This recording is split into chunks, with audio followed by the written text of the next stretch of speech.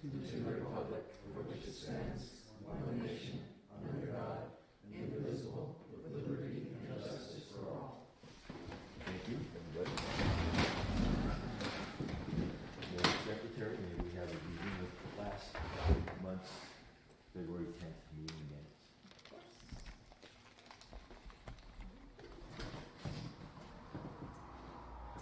Present was everyone, absent except for Sam Spada. We came to order at 7:39. We had the Pledge of Allegiance.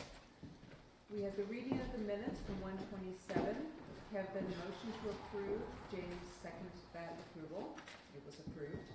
Mark Lodi put forth the question, do we need a vote on every individual question? Decided that we will vote on each of them. The question came out about smoke alarms. Would they need to be wired? Howie said that they would not need to be. We discussed the amount of training a zoning inspector needs. A zoning inspector needs 120 hours of training. And I had a question about this. Is it a BSI, safety? Building Safety Inspector. A BSI, okay, thank you. A building safety inspector needs 60 hours of training. Update on what the town board has said about hiring additional staff. Their conversations have been that they would need to hire and train additional zoning inspectors should all short-term rentals need to be inspected. Howie brought up that leaving things up to one person would be problematic and susceptible to abuse. We then had a discussion on registration for STR owners. By making the registration simple, we encourage STR owners to register quickly. They submit payment when they register. People are still able to operate until they are inspected. Once inspected, they will have a certain amount of time to get up to code. STRs can continue to operate while they are doing the upgrades within the allotted amount of time given. A certificate of occupancy discussion. The following issues were brought up and discussed. There are businesses in town that don't have CFOs. It was brought as an example that Rob Stanley does not have a CFO for his inn since it was grandfathered in. Per Howie, an inspection cost 50 cents per square foot, and a building without a CFO must meet the 2015 building codes. Do all STRs need a CFO? Rob Stanley has said that if you are pre-existing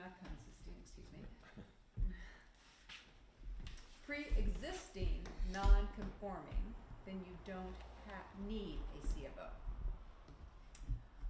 It was also brought up that 90-day rentals and long-term rentals don't need a CFO, so why would only STRs? The question arose, could the health and safety rules apply for STRs?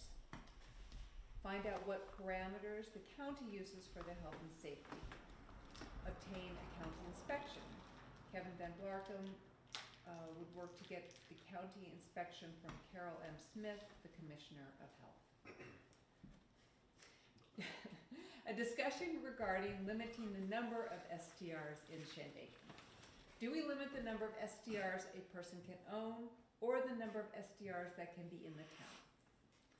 Owner-occupied or Shandaken resident STRs are unlimited. All other outside of Shandaken corporate owners, regardless of their corporate site, no more than 10% of incorporated site, no more than 10% of total residential stock. To discuss and vote on when all members are present. Is the number of people per bedroom an issue? It was decided no, because there was no way to enforce it. Are neighbors notified when an STR is applying for a license? Yes, the town will send out notices. If the neighbors have any issue, they can come to a public hearing. The notifications only go to adjoining parcels. For the next meeting, licensing fee, tax structure, and how to encourage long-term rentals. Does the town have the ability to tax their residents? At 8:40 p.m., we open for public comment. At 9 p.m., the motion from James to adjourn. It was seconded by Hank, and all approved. Okay, thank you. You had couple typo corrections. Yeah. Also, in the I got first this line, too. first page, you said can go to 7:39. It's actually 6:39. Oh, That's yep, correct. I did not. So maybe we have a motion to accept the minutes as corrected. You had a correction? Maybe have a question. Sure. The statement about the out-of-town STR ownership, could you read that again? Sure. You should cite, I think it would be, I might have not written that clearly. So, a Shandaken resident, there is no limit to the number.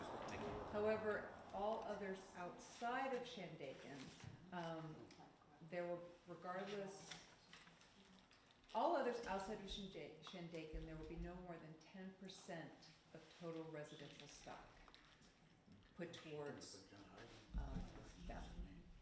Okay, But you I need to mentioned get it. something about corporation. Including corporate. Including Yeah, including corporate. corporate, yes, including corporate. but really, it was anybody who lived outside of Shandaken. I want a clarification of that too, because when I left the meeting last time, I thought what we decided upon was that the number of short-term rentals that were owner-occupied is unlimited. So that means only one person can have one owner-occupied. But the minutes indicate that if you're a resident of Shandaken, you Yeah, can that operate as was- many STRs as you want. it's two different things, yeah. Right. Yeah, so what, Well, we talked about that before. No one can own more than one owner-occupied STR, exactly. by if you- definition of owner-occupied. Yeah, but if, But Sam brought up the point that in trying to limit the number of STRs an individual can own, it would be almost impossible because they can form a corporation and And that would be corporate ownership. and there would be a whole bunch of different, Uh, those would be Was that difficult your to track. question? yeah, Oh, I thought your question was that the total number allowed includes non-owner occupied, regardless of whether they're in Shandaken or not. well, what we decided was that if it is not a resident, Shandaken resident, the limit to the number of those STR licenses is capped at 10% of the total housing stock, and I would clarify that number as well. But the people who are, this is what I'm trying to clarify. If you are a Shandaken resident, are you allowed to operate an unlimited number of STRs? Or are we just saying that there's an unlimited number of STRs operated by an owner-occupied entity, which is only one per owner-occupied? I was under the impression that we had decided that they would have to apply for a license fee after they have one, because you can only have one owner occupied, right? So with an additional property, you would have to go to the license fee. That's what I thought. I remember, that does I sound don't correct. remember. Yeah.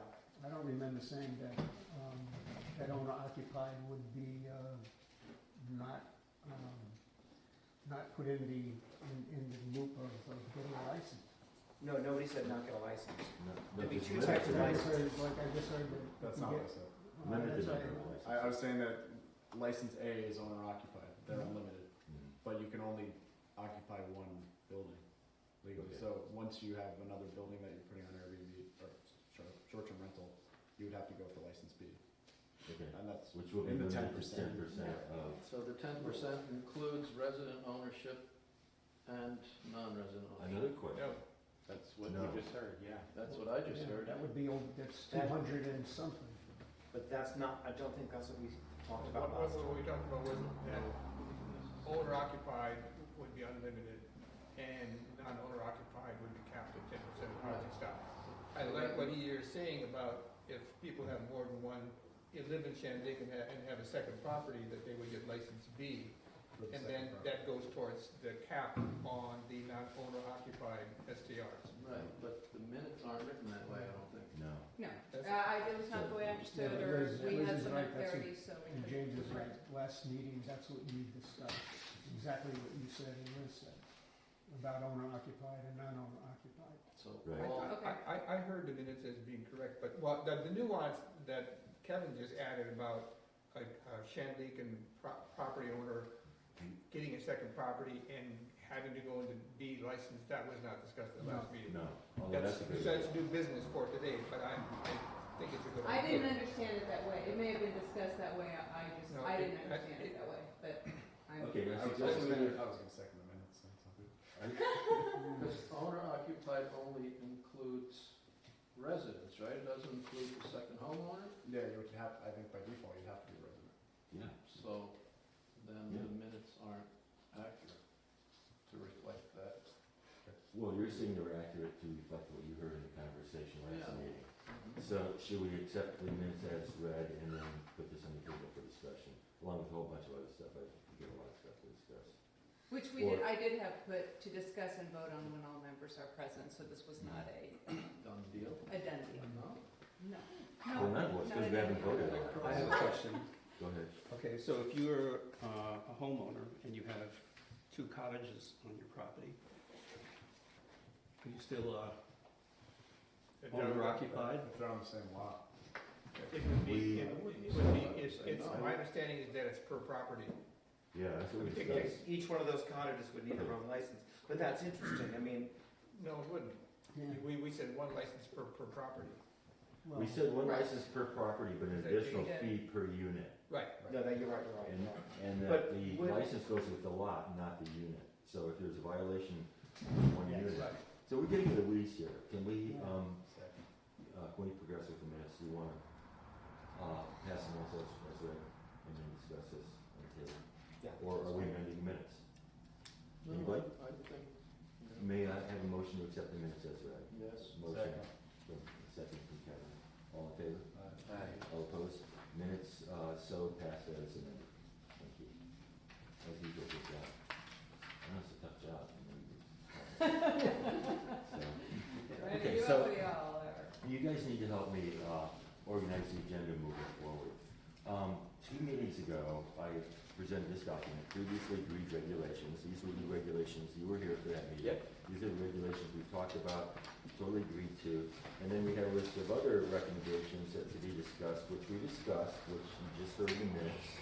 So, what I did was I incorporated everything we've agreed upon, plus, what was just read in the minutes and what we talked about into a new, updated proposal of proposed regulations.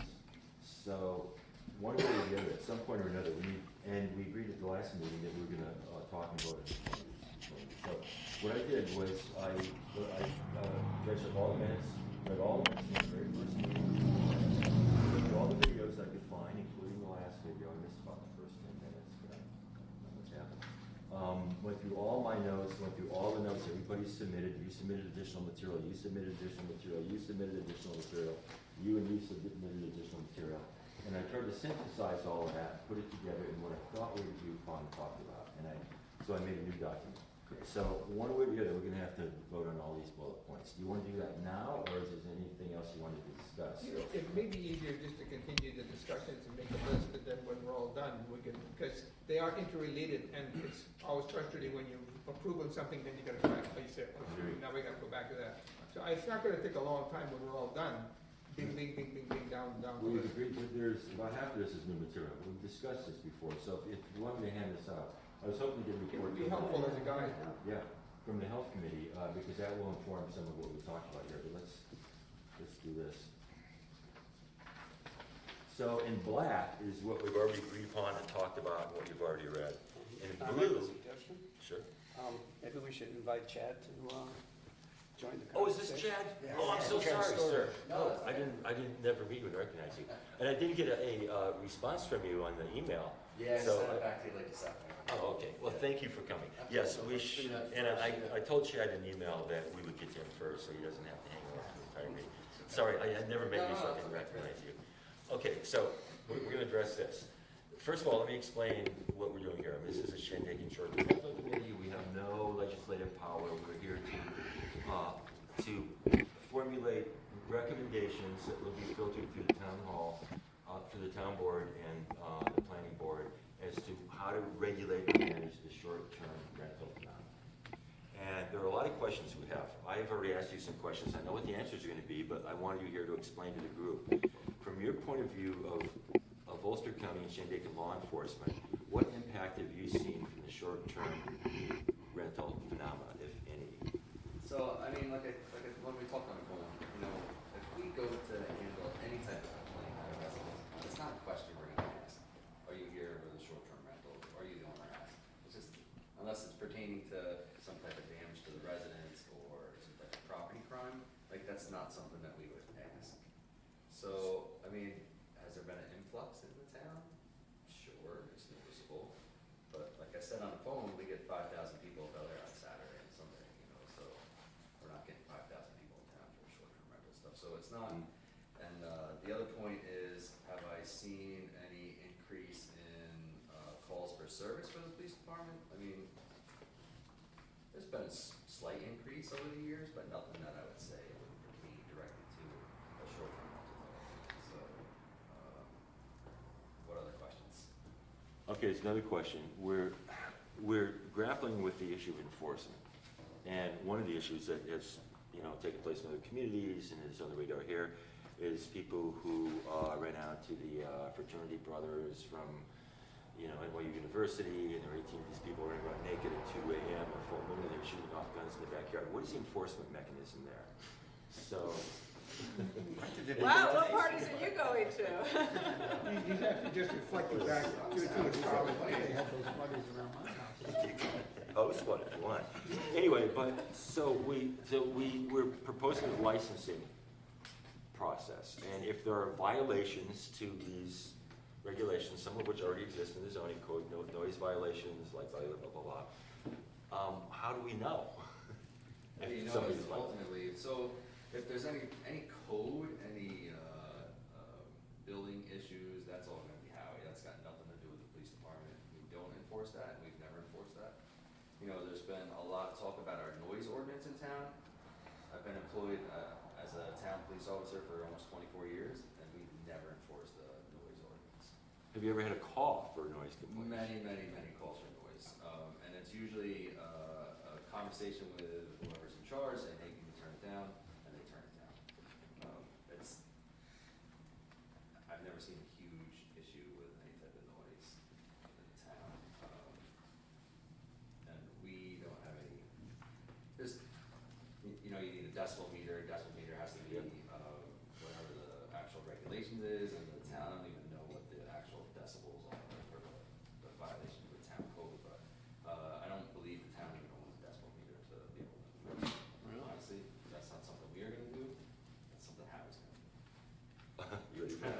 I guess I'm gonna be up late. But you report the noise calls, don't you? Or not? Yeah, they're not broken down into noise complaints, it's like not a public service, calls for service is broken down. So, I can go back through and get noise complaints for a whole entire, I can create a report on that through our records management system, but I just don't report out noise complaints. Would it be possible for a town employee to look at the list of noise complaints and then map it to a list of STRs and somebody draw that conclusion, or is that confidential information that can't be looked at? No, with a little bit of work, it certainly can be done. And it's, our police blotter is public information. is Not it necessarily- digitized? Not necessarily the names of people in the incident reports, but The addresses are recorded? Is it digitized? Is it in a computer base? Yeah. So there would be a way across. So we the- actually operate on a countywide records management system. Every law enforcement agency, including the 911 system, the jail, we're all on the same records management system. So I was part of that at the county, bringing this new records management system in. So there's a lot of work and a lot of reports that can be done. I mean, I don't know all the finer details of it. That'd be up to some of the tech guys at the county. But We're just trying to figure out the mechanism by which, if there are bad actors within the short-term rental committee and creating a problem with neighbors, what is the enforcement mechanism? So if I'm one of these neighbors, So I think the enforcement mechanism is whatever regulations you come up with as far as your short-term rental committee has and the guidelines of the law. Once again, that's gonna come down to Howie and his enforcement for the code, for the town code.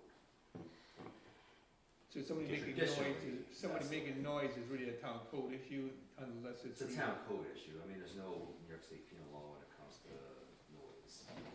Now, there's it's like disorderly conduct if it's in the public street, if it's in a public location, but not in a residence. So the three strike But throughout. you do respond will though be to different. noise complaints, We do, yeah, absolutely. to try and resolve the issue between the neighbors. 98% of the time, it's resolved by us just going there and saying, hey, can we do that? Can that report, can it be generated as an Excel file?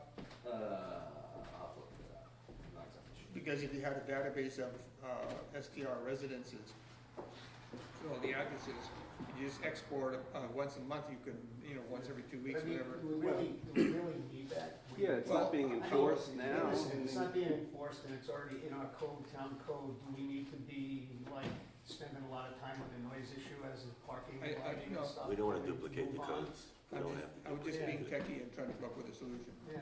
You're right. I don't think the noise. Besides, Howie never sleeps, so he can just be You driving can just around. drive around. It's very true. Yeah. Right, because there's Town noise. is Only went definitely upstairs in the office. Right, 'cause there's too Okay, much another noise. question for Officer Story. Could you please pan the camera to Officer Story so the public understands who's speaking? Officer Story. So I'm a neighbor and I get a complaint, I dial 911. What happens? Where does that call go to? So the 911 call goes to the 911 center, which is in Kingston. Okay. And the way the 911 system operates in Ulster County is they put the call out over the radio. Generally, the closest car, which 95% of the time is going to be the town police car, is going to respond. Okay. If for some reason we're busy or tied up on another call, you can get a sheriff's car, you can get a state police car. Very How rare. do you know who's closest? All our cars have AVL. GPS. Even the state police cars in Ulster County, or our system. Is there a Shandaken police officer on duty 24 hours a day, 7 days a week? 20 hours, 7 days a week. So between 3 in the morning and 7 in the morning, that's it. That's when the party. That's exactly what they're running around naked in the backyard. So, anyway. So those, Okay. those hours are covered Yeah, right. By town the state? sheriffs and the state police. Yeah. So it sounds like if a neighbor calls into town hall and makes a complaint, then that would be, researched and followed up on, I guess. Somehow, I mean, Is that what we're talking about? I mean, ultimately, it's more than likely that noise complaint's gonna come to us. Mhm. We'll have all the It's a good information. time. Noise is gonna be at 9 o'clock at night, 'cause nobody here, except Howie. No, I don't mean I don't expect dynamically, Howie I mean to after, actually after the fact, if a neighbor calls in, they would call in the I next mean, day. as long as I lived there, any Next noise birthday. complaint I ever heard about was, handled by the police department. They called, I'm not talking about how it's handled, I'm talking about a neighbor who calls, who wants to make a complaint to town hall, would wait till the next working day and call town hall and say, hey, last Saturday night, there was a big party in the short-term rental right next to me, and I wanna make a formal complaint. I don't Would think be- it's So legal. you gotta be careful with that. Because if the police department goes out and we resolve it, and they turn the music down, there really is no harm or foul in that. They comply and turn the music down.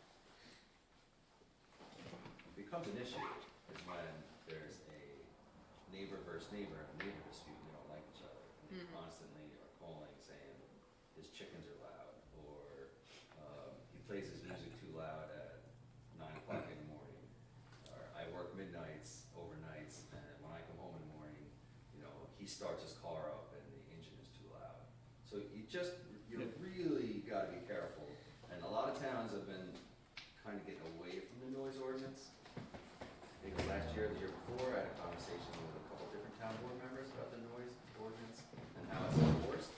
And I think once they started looking into it, most of them are so generic that they're not enforceable. And like I said, I don't even think the town owns a decibel meter. I've been here, like I said, as a town police officer for 24 years. I've never went out with a decibel meter in anybody's house. Now, prior to me being involved, apparently there was a decibel meter someplace within the town. And the reading actually had to take place if you called on Ralph and said Ralph's noise was too loud and disturbing, that reading would actually have to come from inside your house, not outside. Oh, really? That was my understanding, like I said, I've never done that Somebody said myself, something like that. but in the interpretation of the town law, that's the way it was. If somebody said that a vacuum cleaner would exceed the town decibel limit, so I believe, Maybe, yes. Have people called on noise to 911? Sure, people call 911 for everything. So, Instead of just calling our direct line, which is the 688-9902 so number, which is will the 911 field that earnestly, or what do they do with that? So they feel that they may not necessarily put it out over the radio, they'll, they flash the call down to a dispatcher. Either our office direct or, if nobody's in our office here in Shandaken, the town police, our phone, after just so many rings, rolls down to the sheriff's office and the dispatcher there. You need to have the non-emergency number on the back of your cars, right? It is. Oh, it The is too? non-emergency number Is on it the on back there of too? the cars. Okay. Yeah. And on that yellow card, we're gonna put in all STRs. Right. Yeah. The 688-9902 number. That's answered 24 hours a day. What are we gonna have on the card? Roberta Curtis said there's an existing, Noise, no, call. there's an existing yellow card the town It's just all provides. the emergency. It has all the emergency numbers on it, including the non-emergency It's police number. downstairs on the little. You can pick one up on the way out. are there any other questions for Officer Story? So, so those of us who were depending on the police department for, strict enforcement, reporting, I don't think that mechanism's gonna be totally reliable for any complaints that people wanna register. Well, I would say that if it's, the guy's been here 20 years, and I don't think that's the biggest issue. I think the bigger issue is, safety of the property. Do they have the fire extinguisher? Do they have the carbon monoxide? Is that home safe for guests and for the owners and for the neighbors? That's the bigger issue That's the issue. than noise. We're not Woodstock. We keep hearing that. Do you have any questions for us? I wouldn't stop. Let's ask you that question. Thank God we're not Woodstock. Do you have any questions for us? I don't have any questions for you guys, just thanks for what you're doing. That's it. Thank you. Thanks for coming. Yeah. Nice to meet you. Thanks for what you're doing. You're welcome to hang around and, watch us scribble over the tiny. Thank you. Thanks for showing up. Glad to meet you. Did everybody get a copy of? Yeah. Thank you. James, you good? Okay, so, you got one? Okay, we got two. Okay, so the black is what we've already decided upon. I started off with the definition, which was 4 or 5 meetings ago. And then the proposed regulations. The black is what we've already talked about. The blue is what we talked about last meeting, incorporated, what we just read the minutes, I tried to incorporate each item. And the red question marks are ones that I couldn't actually find a definitive answer for. We haven't actually come up with a definitive answer. So how do you want to approach this? You want to take this one bullet point at a time? Yeah. Let's read through it. And we're supposed to be voting on each and every, and we didn't do this last time because we. But we said we're gonna do it at the end, right? Again. Yeah, instead of each individual, Okay. because as James says, we might have to go back and. Yeah, once it's on the minutes, then we have it captured, and in the end, we'll just go boom, boom, boom. Okay, so I'll go through this and we'll go back. Howie, you had a suggestion? Yeah, I have something to say before we start this discussion. It seems to me that we've been spending a lot of time trying to reinvent the wheel here.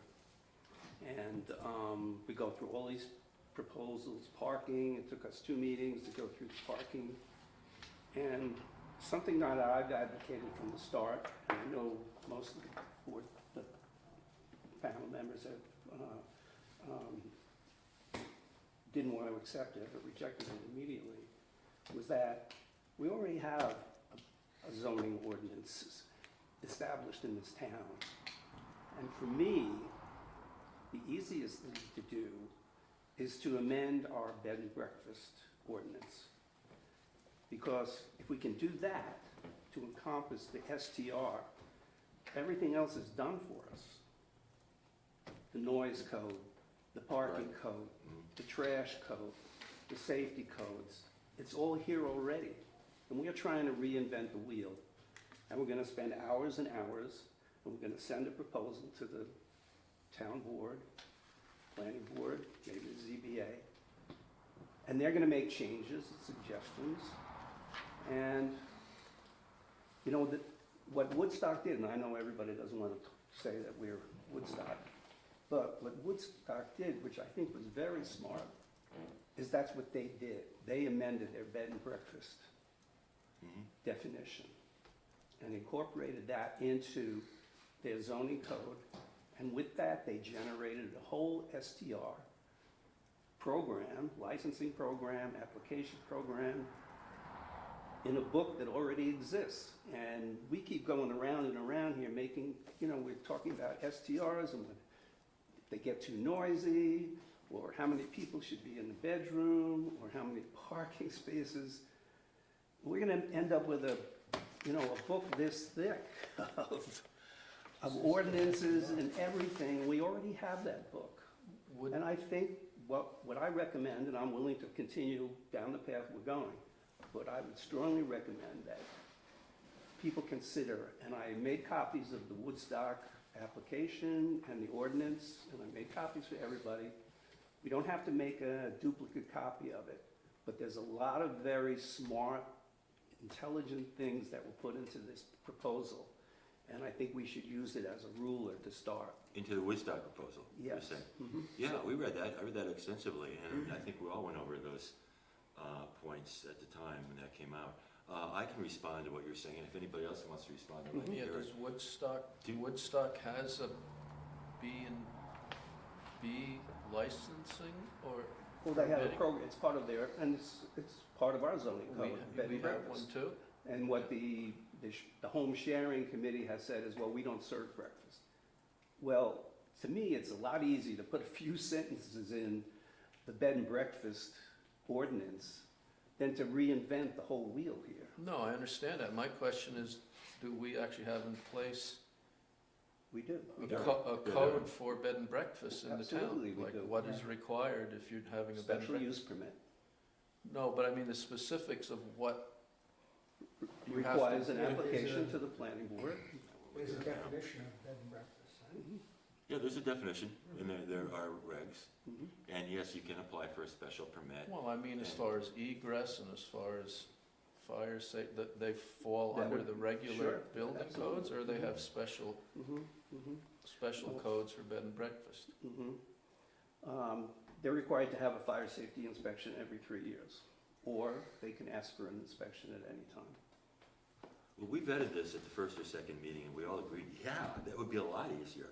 But then we said, okay, what happens when somebody's renting out a yurt, or a teepee, or somebody pulls a Winnebago But trailer the across the property? definition of bed and breakfast doesn't say it can't be a yurt. We have a tent application as well. A tent application? Well, we have a permit has to consider other than wood frame and metal framed and brick frame.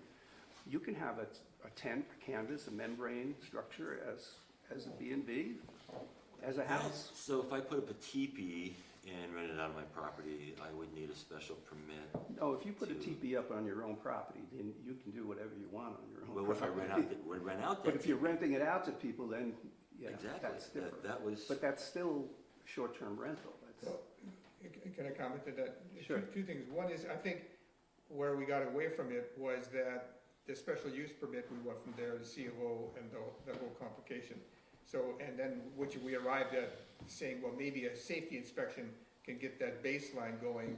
Then if the town wants to do special use permits, C of Os or whatever after the fact, as part of the STR community, they can do that whenever they want, if they want.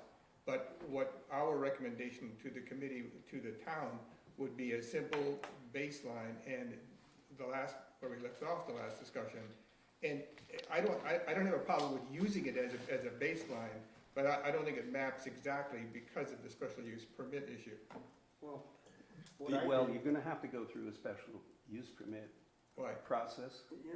because Well, it'll have to be that's gonna be the permitted. consensus of the Well, town. Okay, well, what we talked about, what we were talking about, and maybe I'm wrong, last meeting was if the county has a safety, it's a comprehensive safety inspection, which requires the 60 hours of training rather than another person to back you up, 120-hour of training person to do a safety inspection, we could complete the licensing, the permitting, getting a baseline going, getting everybody up and running. The town, relative to bubbles and all that stuff, and special use, is up to the town. I think we would be most efficient if we made a clean, simple presentation, amending the B and B, however, but I don't think special use, C of O and all that stuff is relative. Let's look at a simple county, safety inspection, which includes, by the way, mapping to the number of rooms and safe rooms, which was Sam's issue. That can be part of the safety inspection, so we don't have any wild bedrooms, people stuck in a basement there where they can't get out or something.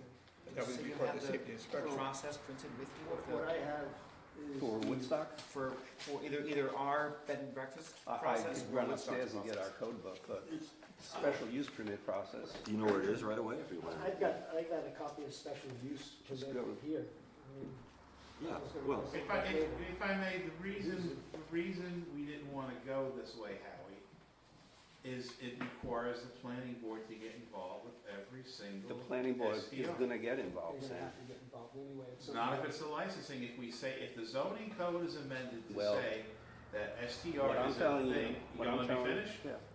Mhm. If the zoning code is amended to say, this is an STR, here are the zones where it's an allowable use, Mhm. if you wanna do it, it's simply an operational thing, get a license. Otherwise, if we modify B and Bs, then we're saying that everybody who wants to do an STR has gotta do a special use permit, and it's gonna take up the time of the planning board. It's not necessary, STR is a different thing, that's what we've said. Yeah, but it is necessary to the people that live in residential neighborhoods that, bought in a residential neighborhood, and if somebody's gonna buy around them and change the use, even though people are living in there and they're there for one night or 2 nights or a week, they're still changing the use. They're not changing the use, they're changing the occupants.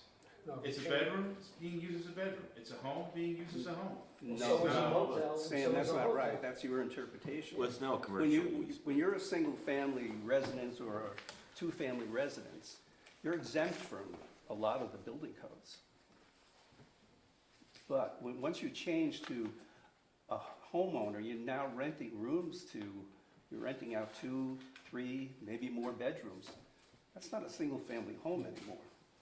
But to Sam's point, we felt that it would be a huge bubble for this. It's gonna be a huge bubble anyway. So I'm saying, let the town do the bubble however you guys wanna do the bubble it, whatever and however you want. What I'm saying is let's establish a simple baseline with a safety inspection to make sure that the places are safe, because they exist now.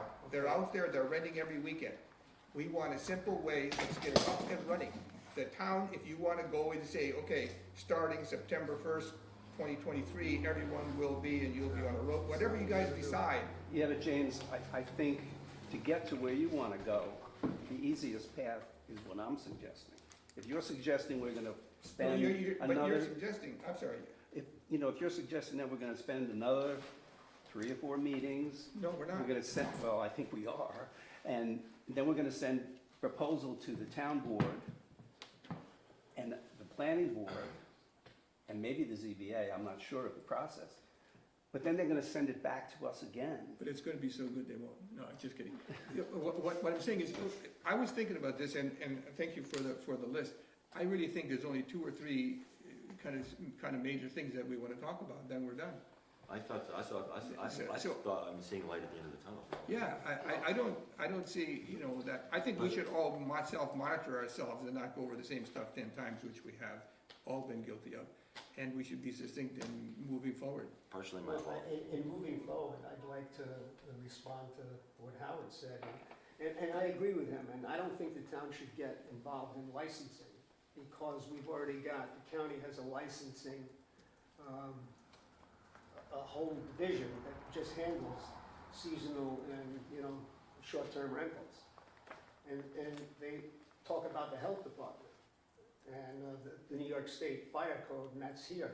So if we let the county issue the licenses like they've been issuing, they'll do the inspection, and it's a simple fire code inspection, whatever they do for the rest, and we don't have to deal with that at all. All we have to deal with is notifying the neighbors around the particular resident that's gonna change to an STR. And I think that's the simplest way to do anything, and then we don't have to do anything with our code The only- books. Did you get an indication that the county is interested in? Doesn't matter, they have to, it's county, No, they don't. But There's they're- nobody talking about the this county. is doing the inspections. county, this is the county. I spoke to the county about the same thing and asked them several months back when you brought in your permit, and the county told me they're not interested in STRs that can accommodate less than 11 guests. So maybe they can, but this doesn't say that, this says 1 to 10. This is Oh, that their, would be something this is their different then. paperwork, I mean, if you Can go we see there. that one? Sure, I Yes. have a copy for everybody. Yeah, Yeah, I'd like let's to see pass it. that. I think, I just thought, doing my research, that this would be the easiest thing, and that we would be out of the licensing department, and you guys would be on This is exactly equal, what they're asking for. What equal, Yeah. equal plans. Yeah, but when did this come out? I wasn't even aware of this. It's been around, Yeah, but does the I don't county have any more supersede to it. our own? Here's the Yeah, fire codes. I'd like to respond to that, Hank. I think the town really, in my opinion, we should have a license here in town. They come to our town hall, we see them, we know them, they set the fee that we charge. We have the database. If anything happens with the police or whatever, we've got our report. I mean, for us to assume that the county's gonna all of a sudden do No, this. they're not gonna do any of that. All the county's gonna do is issue you a license, and Oh. then they do whatever inspection they do, the county inspectors So handle how's the that. town gonna know So who's you're not here? putting a burden on our zoning officer, and the only thing that we would have to do is if you wanna operate a SDR in the town of Shandaken, you come in and register.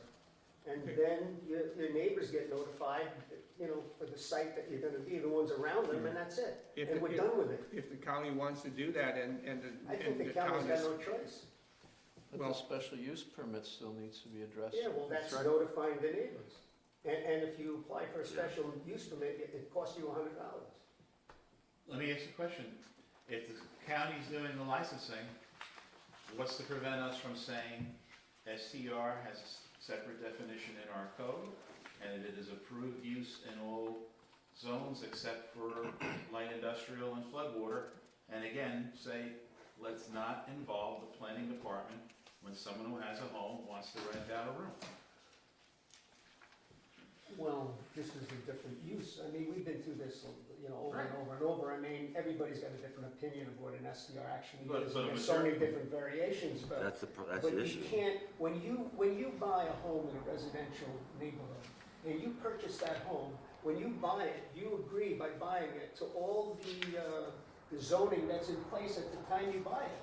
Not what's, you wanna change, you're gonna buy the house and then change the use to operating like a motel or hotel where somebody could actually be coming and going on every single day, or Yeah. every weekend, or every week. Yeah, but the cat's So- out of the bag already. It's Yeah, just but happening. you've gotta, So- there's gotta be some way to restrict, not so much restrict, because maybe nobody will object to any of this. I'm, in R5 zones, they're so far apart that I don't think anybody would. In actual R5s or R3s, it's the non-conforming plots of land that are really, but what we're saying, what I'm appealing to you to think about here, we've gone through a long discussion about the bubble. And I think if we can agree that the town should address the bubble however they want to address the bubble, when they want to address the bubble, that's fine. What we want, and our mission is to try to get a database going of everybody who's participating, so we know how big, what's the phenomenon, let's regulate it, make sure that it's safe, and that we can address we've all got some that. sort of database So I'm right saying, here. We got from the let's county, skip 170 names. Let's skip the special use, let's skip the C of O thing for right now, from an SDR committee point of view. The town can do should do what it wants to do, and it's fine, whatever the town decides. If you wanna go to the zoning board, or Rob, or whatever, and you say starting a month from Tuesday, we're gonna start to do whatever, that's fine, you guys have a right to do that. But right now, we've talked a long time about the bubble. So let's not put the bubble on, let's keep it going the way What's it. with the bubble? The bubble is, all of a sudden, you've got 200 special use permits that have to be processed. Okay. Mhm. And that's gonna take a period of time. I'm saying, there's a lot of issues It'd be attached long to it that needs to be solved. So what I'm saying is, what we want to do as an STR committee is find out who's doing STR, make sure that we're in sync with the county, so that the bed taxes are paid, make sure that guests are coming to the town safety, and harvest the opportunity, the economic benefit to the town. That's what we're trying to do. And I think we can do all that, and manage the integrity of our communities by moving forward and finishing our mission, which we're almost finished with. Well, that's why I said that it would be easier for the county to issue a license, other than Shandaken But- getting involved in but- issuing licenses. You know how expensive that's Can gonna be? anybody else join the chat? Go ahead. Thanks. So first of all, there is some good stuff in here. I flipped through in the time allotted. It does only apply if you accommodate 11 guests or more. It says on the cover, there's a $100 fee for 1 to 10 units. A 1 person's to not, 10, it says, right? units. You can sleep 11 people in one unit. Or, well, a unit is not a person. What is a unit? Is it a room? Is it a A house? dwelling unit. Okay, So, 1 to 10. yes, 1 to 10 dwelling units, and then 7-1.2 application, section A. The requirements of this subpart shall apply to a temporary residence occupied by or maintained for occupancy by 11 people or more. That's one. Keep reading. Then it talks about temporary residences or portions of any such establishment which are occupied by the same person in excess of 180 consecutive days. Who's counting? Then it says hotels or motels. A temporary residence consisting of a single occupancy unit rented in its entirety for common use by a group, provided it is not part or otherwise affiliated with a temporary residence, described in section 711. A temporary residence or portion thereof occupied by the owner or operator thereof or his family. As you keep going, this could be a very good base if we wanted to amend something, but as it stands right now, the county is not, the Department of Health Speaking of anyway, the county, according to this document, it says that the county does not license short-term rentals for less than 11 people, which is what I was told on the phone when I called and spoke to them. Less than 11 people, not 11 units, 11 people. Yeah, 11 people. Units are used on the cover for the fee, and that, I 1 to believe, 10 units. I yes, mean, a person is not a unit. I can't That think of a could be- single I mean, STR. I That don't could be understand if 110. they say 1 to 10 units, that would That's- mean, that would mean 11 in each unit. I mean, I don't. No, get no, it. that's It not could what be it says. 11 No, people no. or more, or That's 11 how many- units or more. How many rooms or cottages, I assume, that's how many, So you could accommodate 110 people. well, in theory. You could put one person per room if you have a 10. Units is exclusive of people. It doesn't talk how many people you rent to. That's how many units. Units. And the word But they're unit, using the So- units to set the cost, yeah, not, So wouldn't a house be a unit? Yes. yes. Yes. Okay. So if you have 1 to 10 Houses. cottages, Well, houses, houses of dwelling cottages. units, to use their word, What- on your property, motel rooms, for example, or that a bedrooms in a unit? B&B, each room would be a unit, I believe. Motel So rooms would a and house be We a would unit need- if there was only one family? Yes, and if it accommodates 11 people, It says one, I the don't know. county will issue you a license, because now the health department cares about it. But if it has less than 11 people, Well, this Here's license the- doesn't the apply. town of If you Woodstock. rent a house and it's Now, I'm one more curious bedroom- about the town of Woodstock. Here's the town of Woodstock ordinance, which Yeah. in 5 pages Mhm. addresses what we've been trying to do. I mean, I was on the first committee that we spent a year on this Well, project. first of all, a great deal of that document is in what I just handed you, Mhm. okay? But you've heard people after people after people say, hey, we're not Woodstock, we're not as restrictive. You've also heard the Airbnb people saying the Woodstock thing was jammed through, it was so restrictive, it's restricting me to 180 days. People can't even agree on a library, for goodness sake, and taking out So- rules. Yeah, but they agreed on this, they agreed on this. Well, And they didn't- we couldn't even agree on parking. Do you have copies of that? No, excuse me, we did agree on parking. Yeah, we did. Yeah, we did, we agreed on it. Well, Yeah, so- can we come finally back- did, yes. Can we come back to special use permit, because I'm sure we'll figure out a way to license. So, We here's, will. And it's gonna be not costly, and it's not gonna be very expensive So- for the town. if we say whether we modify the bed and breakfast, or we call an STR a new thing in our code, If we say it is not an Anybody wants a allowable copy to use, look at? except with the special permit, then here's potentially what can happen. All right, there'll be a bubble. While that bubble is happening, there will be people operating as an STR, because that's what they're doing now, and there's nothing that's going to happen to stop them.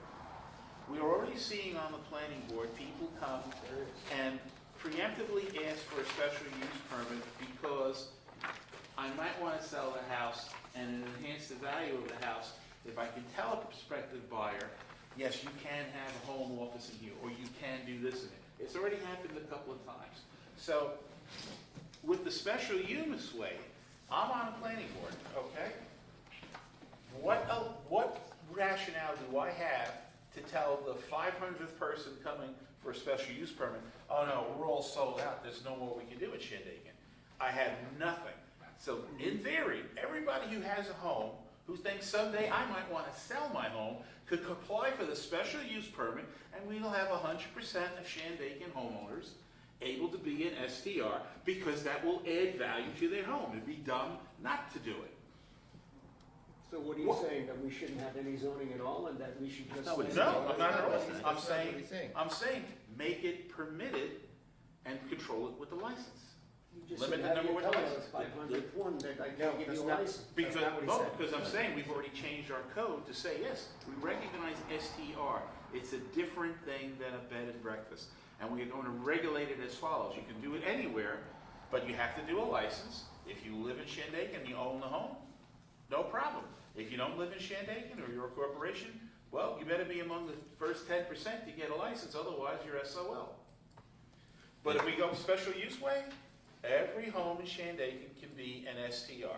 And it'd be foolish not to apply for it But because, that doesn't make any sense what you're saying, because if Why? you don't want to apply for the special use permit, you just go get a license. So everybody in town will go get a license. and they can if they're an owner occupied. Okay, but aren't we trying to restrict We short-term rentals? not for owner occupied, we said. Yes. We're trying to restrict somebody owning 5, 6, 7 homes Right. and renting them all out. And I can't, as a planning board member right now, I could not say to the corporation that owns 7 homes, oh no, you can only get one with a special use permit. I got no basis to do that. Mhm. So if we go special use permit, I'm telling you, you're gonna make it possible for every home in Shandaken to be an STR, because people would be foolish not to get the special use permit What if they- when they wanna sell their home. But how about when neighbors come in and say, listen, you know, when I bought my house, I didn't buy my house in a hotel zone or a commercial zone. I bought my house in a residential zone, and I really dislike living next to a hot sheet joint. You know, to use that as an example, like where people are coming and going every day. But if it's It's owner occupied, unsafe for me, but it's if it's unsafe for my owner- children. These people aren't vetted. but if it's owner occupied, or even if it's not, if it's a corporation, you can complain about it when you have the public hearing, and they can make their counter To arguments. me, the permitting shouldn't be like a building permit. It shouldn't carry on in Special use perpetuity. permit is not a building permit. No, I understand that, but the way you describe it sounds like once you have this permit, you have it, and that's it. That's all you gotta do. That's how it's working. That's true. Yeah. Whereas the Yeah. license But- can be taken away. But It It goes with it's the not property used for now, 5 the years. owner, right? The special use permit. I always thought it went with the owner and variances went with the property, but I've been hearing difference of opinion. Okay. Well, I think Special that, use permit goes with the property.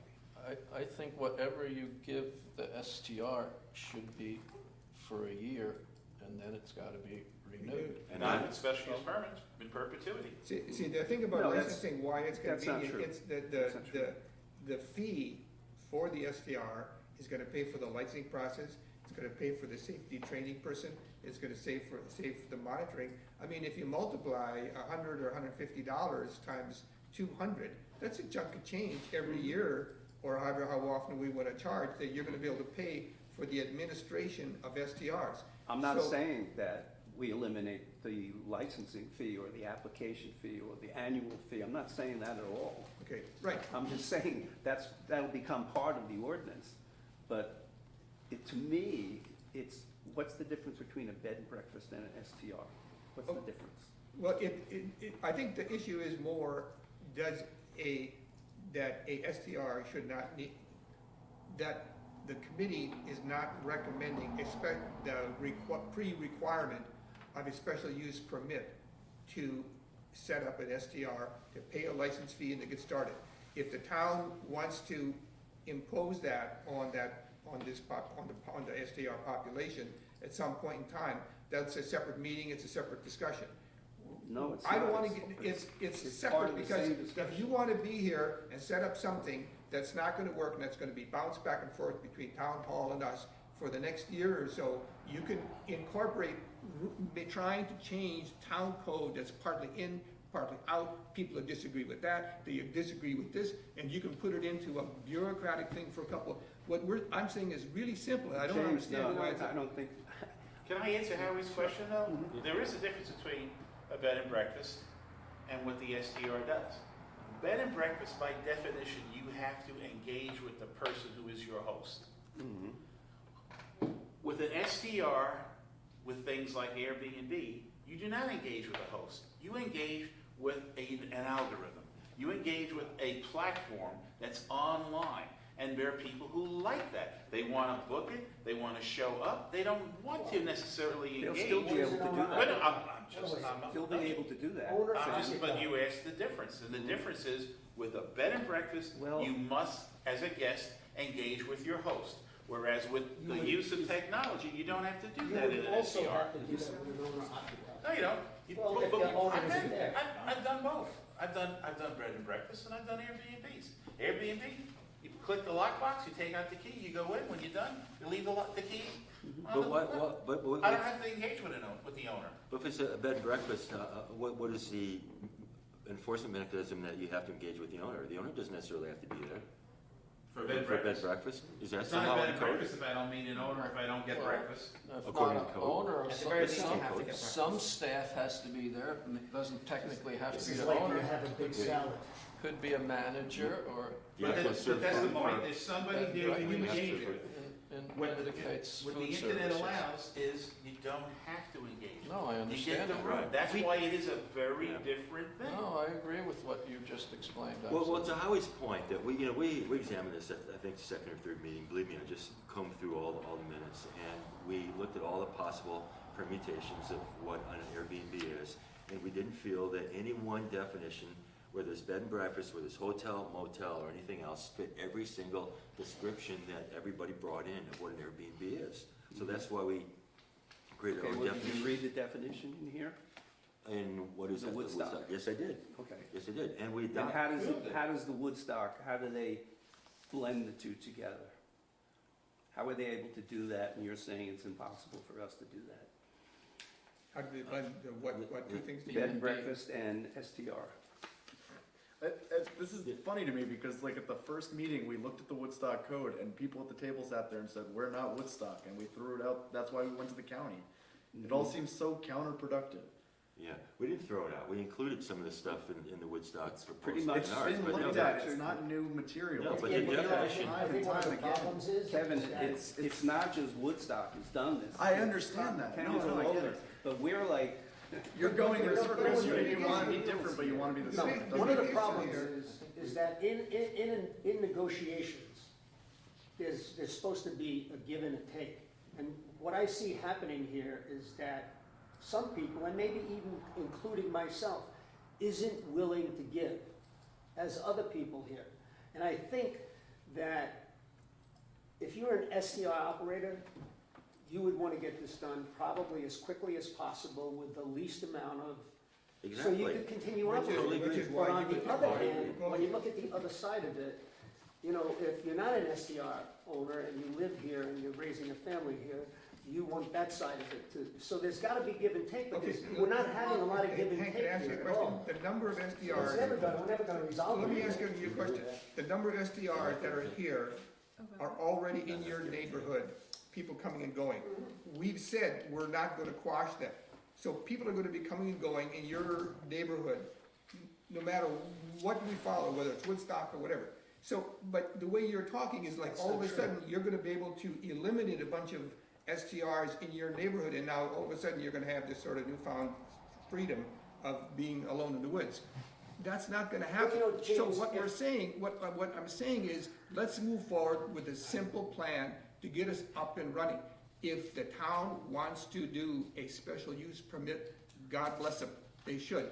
I'm strongly suggesting for simplicity purposes to get this thing done, we got 2, 3 questions we need to answer. Let's give it to the town planning board and move on, let them give us feedback. Can I ask you a question? Why don't you, or why are you reluctant to let your neighbors know what you intend on doing? We already on a agreed that house? that's We fine. already agreed that we would do We that. agreed that's We fine. agreed that that was fine, we And had that in that- the last and So meeting. then we're that's- gonna contact the Yeah, neighbors. that we So- contact the Yeah, neighbors, that's So all. that's yes, similar that's to a fine. special use. That's So what we we were can put gonna, together. that's The what we word wanted to special talk about. use, Okay, the well, word in special Woodstock, use has if I could special just, meaning in code. And so don't use the word special use unless if you're talking about something generic. okay, in Woodstock, an STR home, which I have a definition for, is a permitted use. It's not a special permit application, it's a permitted use. Right, that's why a license would work perfectly. So that's why I'm with the- suggesting maybe people should read this document and not, look at it with jaundiced eyes that, oh, it's Woodstock, we can't do that. Okay, so can we make a recommendation for the next meeting? All of us have read this and bring observations on it? We can't read it together in a meeting I now, mean, right? that's being, Yeah, that's that's kind of like sarcastic, let's not go there, let's just No, try I'm- and resolve what we're doing and. Right, we've got. You know, I tried to simplify it with the The list county is right thing, here. and everybody likes to cross all the i's and dot all the t's and look at computers while we have meetings, so, everything's gotta be like, dramatically perfect, it's gotta be perfect. No, no, it's a- Well, when we're We're not creating perfect, we town wanna law- get it right. I'm not willing to Listen, accept the I've county been through thing. this. How many meetings have we had? Can we have some order here, please? We can't have order, because we Yes, can't we even can. agree to anything. The chairman just How said, can we agree to order? hey, the chairman's calling for order. That's it. One Yeah, reason we this can't is a agree on committee. things is, Listen, Respect it. this meeting, this committee is going nowhere as far as I'm concerned, Good. really. And I don't, Okay, they does anybody else volunteered, agree I don't with think I No, I can cannot contribute agree any with more to that. Let's this have a meeting. vote. Let's I have a tried my best to do what I can for the silent majority, but it just isn't working. So it seems to me that this committee, the end result of this committee is gonna be some simple license for STRs to operate without notification of neighbors, without any Hank, that is restriction. Hank, you completely just got through wrong to saying what we have that's said. wrong. We have all Everybody in this agreed. room is saying, Hank, let's keep quiet and let's move forward. Everybody's asking you to be quiet, so can you just? Only do one that? has to be quiet is you, just like the last meeting when you said, not true. Sit down and shut up. You're being disruptive. I don't. See you. Listen, I'm gonna resign from this committee, and I wish you the best of luck, and I hope that you can come to some sort of resolution of this. But as far as I'm concerned, I really can't contribute any more to it, other than maybe disruption. Thank you for your time. You're welcome. Thank you for service, Hank. I'm sorry to hear that. Well, it's just the way it's gotta be, I guess. I just hope you guys do the right thing for the people that live in this town, and not We're just the trying people to that be. come here and capitalize on popularity in this town and on running a business, a commercial business. And I'd just like to read this letter. You may. This letter's to the town of Shandaken, and it's attention Howie McGowan, the building and zoning officer. And the reference is operation of illegal short-term rentals, or operation of short-term rentals. It says enclosed, please find the names and addresses of properties which I believe are currently operating in the town of Shandaken, possibly without a proper permit or license. I am requesting that the town of Shandaken investigate this illegal activity and take the appropriate action necessary to stop this immediately. This action will protect our current residents, the character of the town, our community, and our neighborhoods and all zoning districts. And then I just thank them. That's from you? That's from me. And I gave them this list. I gave you a copy of Yes. that too. Before you leave, can I ask you a few questions? Ask me anything you'd like. This is a list of all the That's the county. short-term rental people in Shandaken, correct? 171 people. Yeah, well, it's actually like 160 something. I counted 171. 171, but we're close. They say 107. And then the other issue is the figure you gave for the total amount of dwellings. You calculated 2,108. How did you write that figure? You had it margined in yellow. What I did was I went to the assessor's office. Yep. And I got a list of all, and I think I gave you a copy of that too. I have A read list it. of all the dwellings in the town of Shandaken and what their codes were. And it lists, single family, cottages, Right. I just didn't have the trailers, it lists, and I counted all of those up. And it came out to be, 2,100 and something. 108, yeah. But I don't have stuff, but I gave you all that information, Yeah. so. No, thanks. You've been a tremendous contributor to this. I don't think I'm so. sorry. I'm sorry that, That's my opinion. I'm sorry that you're allowing this phenomenon of capitalizing on cute little towns and touristy destinations to be taken over by greedy capitalist individuals that just want to buy a house and make money, and I think that's terrible. And it seems like it's the thing of the future, but if you don't do anything about this, this town is just gonna be, you throw the zoning book in the garbage because it's not gonna mean anything. You're just gonna be whatever you wanna do. There's no zoning anymore. So just be careful what you do, and I'm sure there's gonna be lawsuits regardless. So I appreciate you giving me the opportunity to be part of this committee. And, Thank you for your service. yeah, I've thanks. tried very hard to take your consideration. Anybody have anything to say to Hank before you depart? Thanks.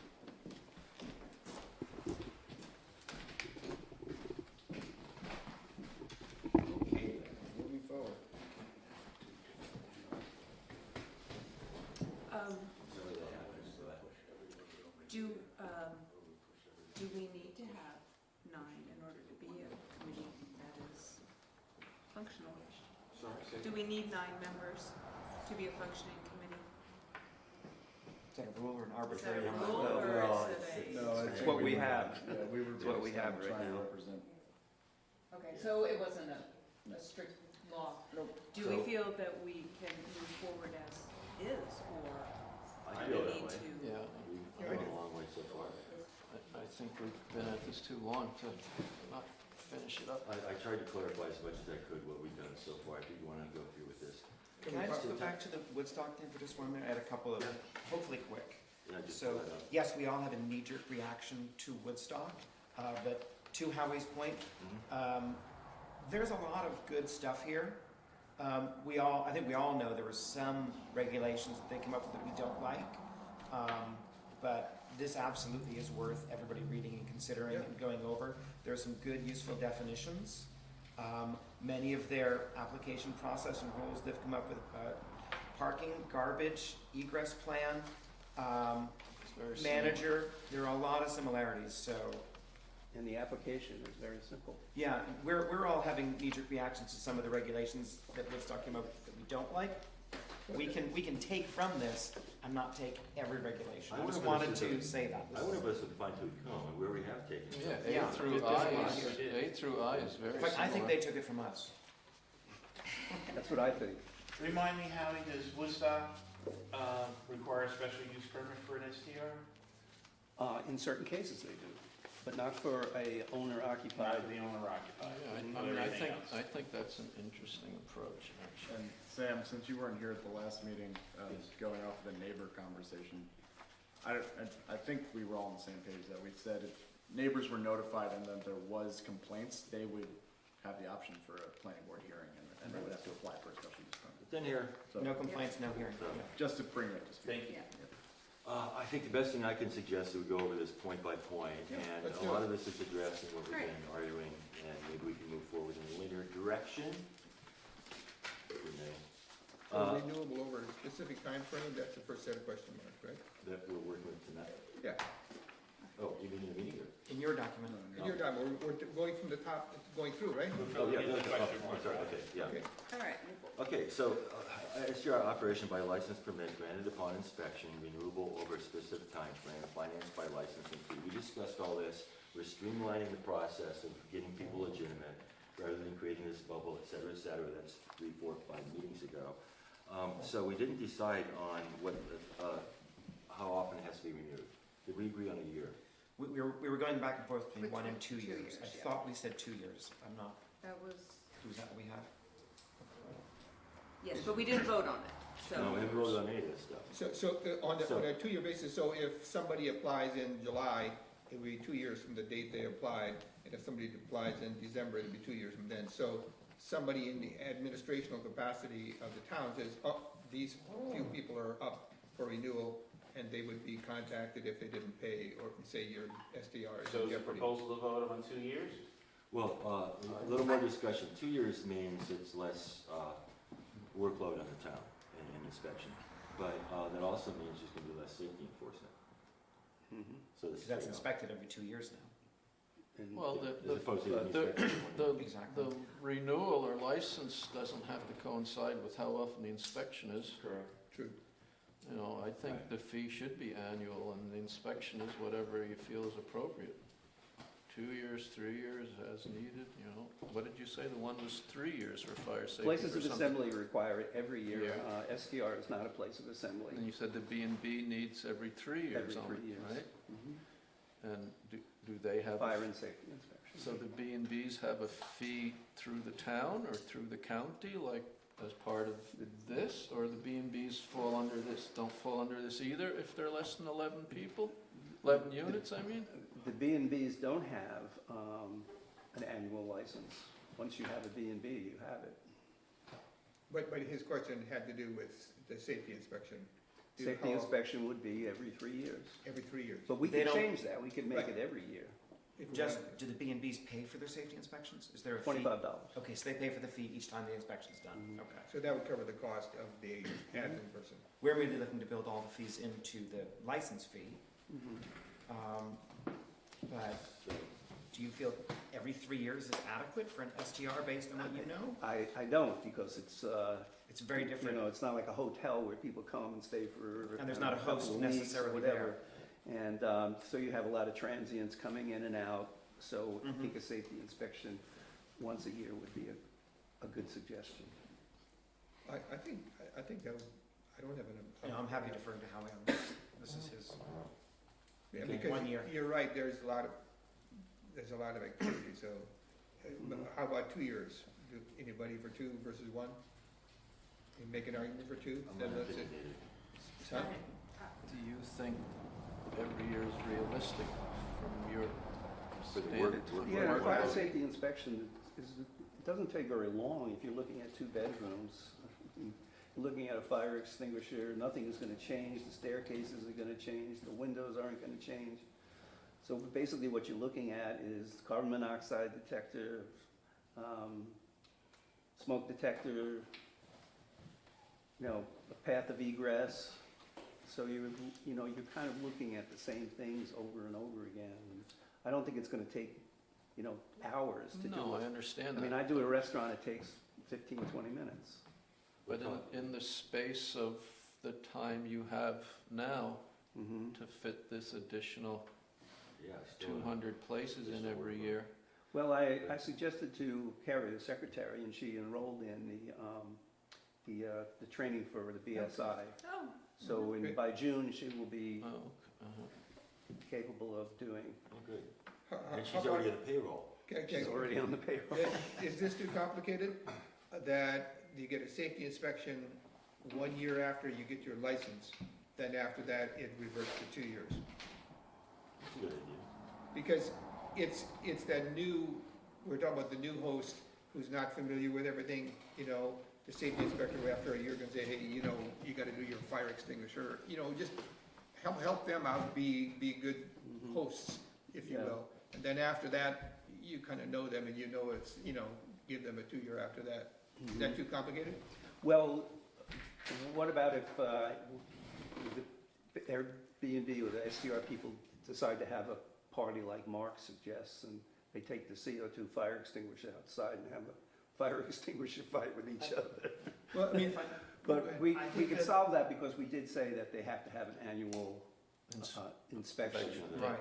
So- I think that the That's- only reason I. I think I could say that 2 years would be fine as long as we have that written into the code, that it's the Fire extinguishers. fire extinguishers is inspected once a year. Okay. That's in here as well. We already agreed. But maybe if there is a source of combustion in the house, that maybe there should be an annual. A gas stove or a fireplace, or a wood burning stove, something Yeah. like that. The only reason I have well, why would we do it every 2 years? What's the justification? And that would be the cost on the STR owner. That's the only reason not to want to do it every year that I can think of. And also convenience. Well, and We're if trying it to make really as is easy as only possible. $25 Mhm. is what we are charging the B&Bs, then as long as we make our fee Commiserate. affordable Yeah. and to the STR owners and covering the costs, then I'm all for Well, an couldn't- annual inspection. Couldn't we make the annual inspection fee include the fire and safety? So Yes, I think it's- so, yes. So maybe it would be $100 for the annual fee for STR, and that would include the fire and safety inspection once a year by the zoning officer. Does that seem like a reasonable? Well, we went from 25 to 100. You just- Well, there's Was that just? there's administrative costs too. Yeah, I know, but was that an example, or is that? No, was a that would be the recommendation? licensing fee for the STR. The For initial. Oh, license. so two bedrooms, the two-bedroom licensing fee, STR. the licensing fee would pay for the inspection? Yes, it would include. Okay, so therefore the initial fee would be higher, and is that, I'm just confused now, is that a renew, so what, I renew every 2 years, so if I pay, let's say I paid $150, 2 years later I'd pay another $150, right? I thought we're paying every year. We're paying okay, so another year later I'd pay another $150. Whatever I paid first time, I would repeat each time, each year annually, is that what we agreed on? Then we're good, We right? haven't agreed on anything. We didn't pick an actual dollar number, everybody's just using example numbers, Yeah, but I well, think that's. let's nail it down. I think the fee should be for an STR, if there's an annual fee, it should include the inspection. Okay, So to pay for it, we have administrative costs for clerk and such, Mhm. the fire and safety inspection. Mhm. What else?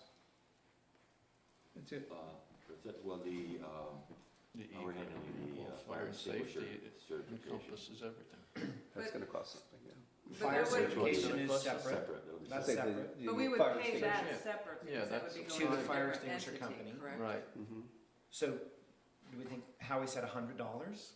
Do we think $100 is a reasonable annual fee to operate an STR in the town of Shandaken? I think for the renewal fee. There's gonna be an item So further is down. there a more expensive fee up I front? will, I don't know. There's gonna be an item further down about how that is parsed, because we talked about, is this a fee per lot right, or right, per Yeah, unit? right. In your case, you have one lot, but 9 units? 3 units, 3 units? 3 units. 3 units? 3 rooms? No, 3 units. I thought a room was a unit. You have 3 buildings. No. A unit would be what one group or entity would rent. It could be 10 rooms, it could be 1 room. So you have one building with 2 units. And one building with 1 unit. Okay, that's all. So that's 3 units. Yeah, So it's a single license, right, from what I've heard? that's what we were saying That's what we're earlier. discussing. We said But I we get a can- license per Per lot. Right. lot, And then, license per But an lot. incremental fee per dwelling units. Right, because it would be more time for an inspector to come and Because you'd look have- at each individual unit. So let's say if we can agree on 100 baseline, then what would be the incremental amount per, like I have, Per I unit, have- per I have, additional unit? yeah, I've $25. got 3 additional units, $25? so we said, Okay. yeah. Well, All right. if I can read from the Woodstock hippie code here, it says their annual operating fee is $50 for the first bedroom, plus $25 for each additional bedroom, and $250 for a non-owner occupied STR. So I'm not saying that this is Yeah. written, but So let's It's ask the really question, close is to there what a we said, but reason, it's structured differently. can anybody think of a reason why a non-owner occupied should pay a higher fee than somebody who lives in Shandaken? Yes, because they're trying to. It's more of a business. Well, also a trying to pure discourage, business. out-of-town investment. in that I'm all for way. giving residents a break. Yeah. Okay, so what would the fee be for an out-of-towner, for a non-Shandakenite? Okay, so, 100 versus 150, so a licensing fee for Shandaken resident, should be $100. $100 per year oh $25 Per- per per additional, lot. $25 per additional dwelling units on that same lot. Yes. Is that covered financially for what we need to do? And then for a non-owner occupied would be, Get the finance you, expert tonight too. Krista proposed 150. Howie, does that 150 sound, or do you think it should be more? Well, I think, initially, it just comes down to doing a fire and safety inspection every The same amount of work Yeah. on your Probably end. is that- even, for a corporate owner, it's gonna be easier, you'll be dealing with a professional manager in most cases. You'll be in and out, it'll be much faster. Mhm. The corporate owner's gonna be easier on the town for I mean, instance. But we still want to have To the, respond to Mark's suggestion was that, do we want non-Shandaken owners to pay a higher fee as a kind of a, you said, Deterrent. a deterrent? Deterrent. Does that Or make just- sense to people? I would agree with that. I'm fine with that. Yes. Yeah, I'm good with that. And what is that deterrent, $150, 200? Is it 100 versus 200? Yeah, 100 versus 200. Okay, so the initial fee for, licensing fee for a resident is gonna be $100. A Shandaken resident, non-Shandaken resident would be $200, plus $25 per additional Dwelling dwelling unit per property. That's good. per property. That's 25 We're gonna stay away from the room per. Yeah. fee, Yeah, right? Because, that'd be a. So now that we've done that, what's the term that we're agreeing to? That's annual, So it's 1 year. right? Everyone, annual? Well, I Renewable, think it should be annual. renewable every year? Do you wanna put it to a vote? I think it should be. I mean, it gives you the ability to not, Every other license is a year. yeah, Yeah, well, I mean, It's it's an different. enforcement issue. Enforcement also. issue. And I think it keeps you closer to, we have Through the trouble enough community. with enforcement the way it sounds. Okay, so the proposal is that the licensing fee for a Shandaken short-term rental operation will be $100 per year if you are a Shandaken resident, $200 per year if you are a non-resident.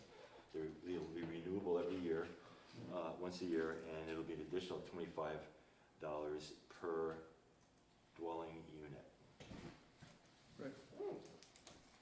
is that your a fly fishing component flying around your cap there? It's Is a that where small, that came from? I haven't tied flies in a couple of weeks. So that's 200 per property then? yes. Per Yeah. lot, Yes. per lot, property. okay. Yes. If you're a non-Shandakenite. And 100 per property if you're a If you're- Shandaken. If you're a Shandaken resident, renewable every year, and $25 additional per additional dwelling unit. Cool, move on. Okay. So this that's- may seem selfish, but it seems to me there should be something in there that the businesses that are currently operating under the county license are exempt from these fees. Oh, yeah, you had that in. We one talked of your- about that before, it was missing from your document, I was gonna bring that up.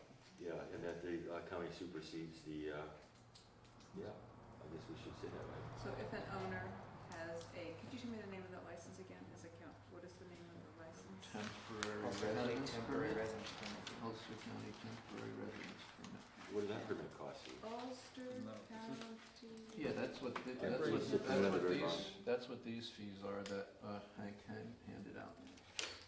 And then that would, The 1 to 10 unit conversation we were having. and that would apply to hospitality units that that can accommodate more than 10 people. I think Eleven- that's a very long- 11 more. But our $100, I think, is still Ulster a County. reasonable fee. But, I mean, it would only be Operator, organizations temporary like Ralph's and the Alpine Osteria and those places probably that would have that.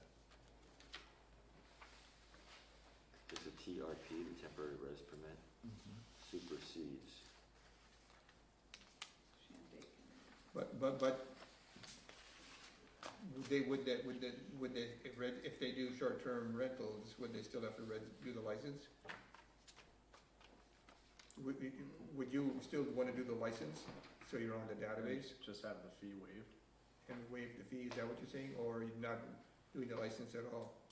Oh, that's, I mean, Oh, if no, you we're do talking it about before, if you wanna do- rentals. if so you let's- wanna do more paperwork without collecting money, I guess you can include the fee. Right. We don't wanna do that. Yeah, I don't think there's any reason to. yeah, there's no reason, We you're all know right, we see you're that. right, you're right. There's no reason to do it. because Okay. you've got a whole bunch of STR other things to deal with. So the proposal's on the table, $100 licensing fee for residents, $200 for non-residents, $25 additional for each additional dwelling unit on the property.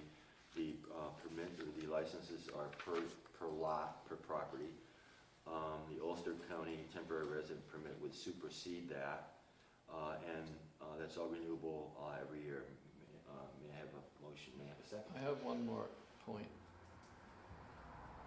The renewal process is going to be generated by the town or by the owner? The county one is generated by the county. They send you out They an sent application. you, yeah, they sent you your renewal permit. I would think that the admin could do that. Yeah, I mean, it seems to me if you leave it to the owner, you're gonna be chasing people around for sure. You're gonna be chasing people around anyway, but I think if you leave it to the owner, you're definitely gonna be chasing more people around. So we're gonna have to ask the town to send out notifications. I would say a just series like of notifications, property which is to say, Bill, or you whatever. send one and say, if you don't respond to this letter by such and such a date, You're out of business. your license is your revoked. SDR will be suspended. So, you know, it's, Whatever the process is currently Yeah. for licenses we issue, same. Building Same. permits are good for 1 year, and then they have to be renewed, so. Right. It's the same process. Right, You're Same good at it. process, yeah. Oh, that's, yeah, that's, We okay, send that's, out a letter that's saying. perfect then. yeah. I'm almost done, I swear. Okay, any other comments? Or did we resolve that? Yep. You were gonna put it up, were we gonna put it up for a vote or no? Yes. Okay, Did you understand that? yeah, I think, Okay. that's not gonna be effective, let's vote on it. Okay, all in favor? Aye. All opposed? So motion Can you passed. tell me as- who put it up for the vote? I did. Okay, thank you, and who's second? Second. Thank Kevin. you. Okay, so that's the first issue. Now read the second issue, which is what we talked about last week. STR operators shall have X amount of time to apply for a license after the public announcement. Because we're not gonna say people are illegal until you get it, if you're already doing it. A license shall be granted upon payment of the licensing inspection fee, even though you aren't inspected yet, because that's gonna take time. A license holder shall have X amount of time to effect an inspection, during which time STR operation is allowed. So we're saying if whatever is 9 months or a year, if you don't get that inspection, you're illegal, okay? The STR license shall be maintained upon passing said inspection or revoked until such time as remedies are effected. But what we said last week, as a revoked license holder may continue operation until said remedies are effected for X amount of time. Remember that? Yeah. We said you could still operate for X amount of time, so we didn't talk about what that time frame was. So, any discussion about that, or any changes in the verbiage? But- Well, what if it's a serious violation?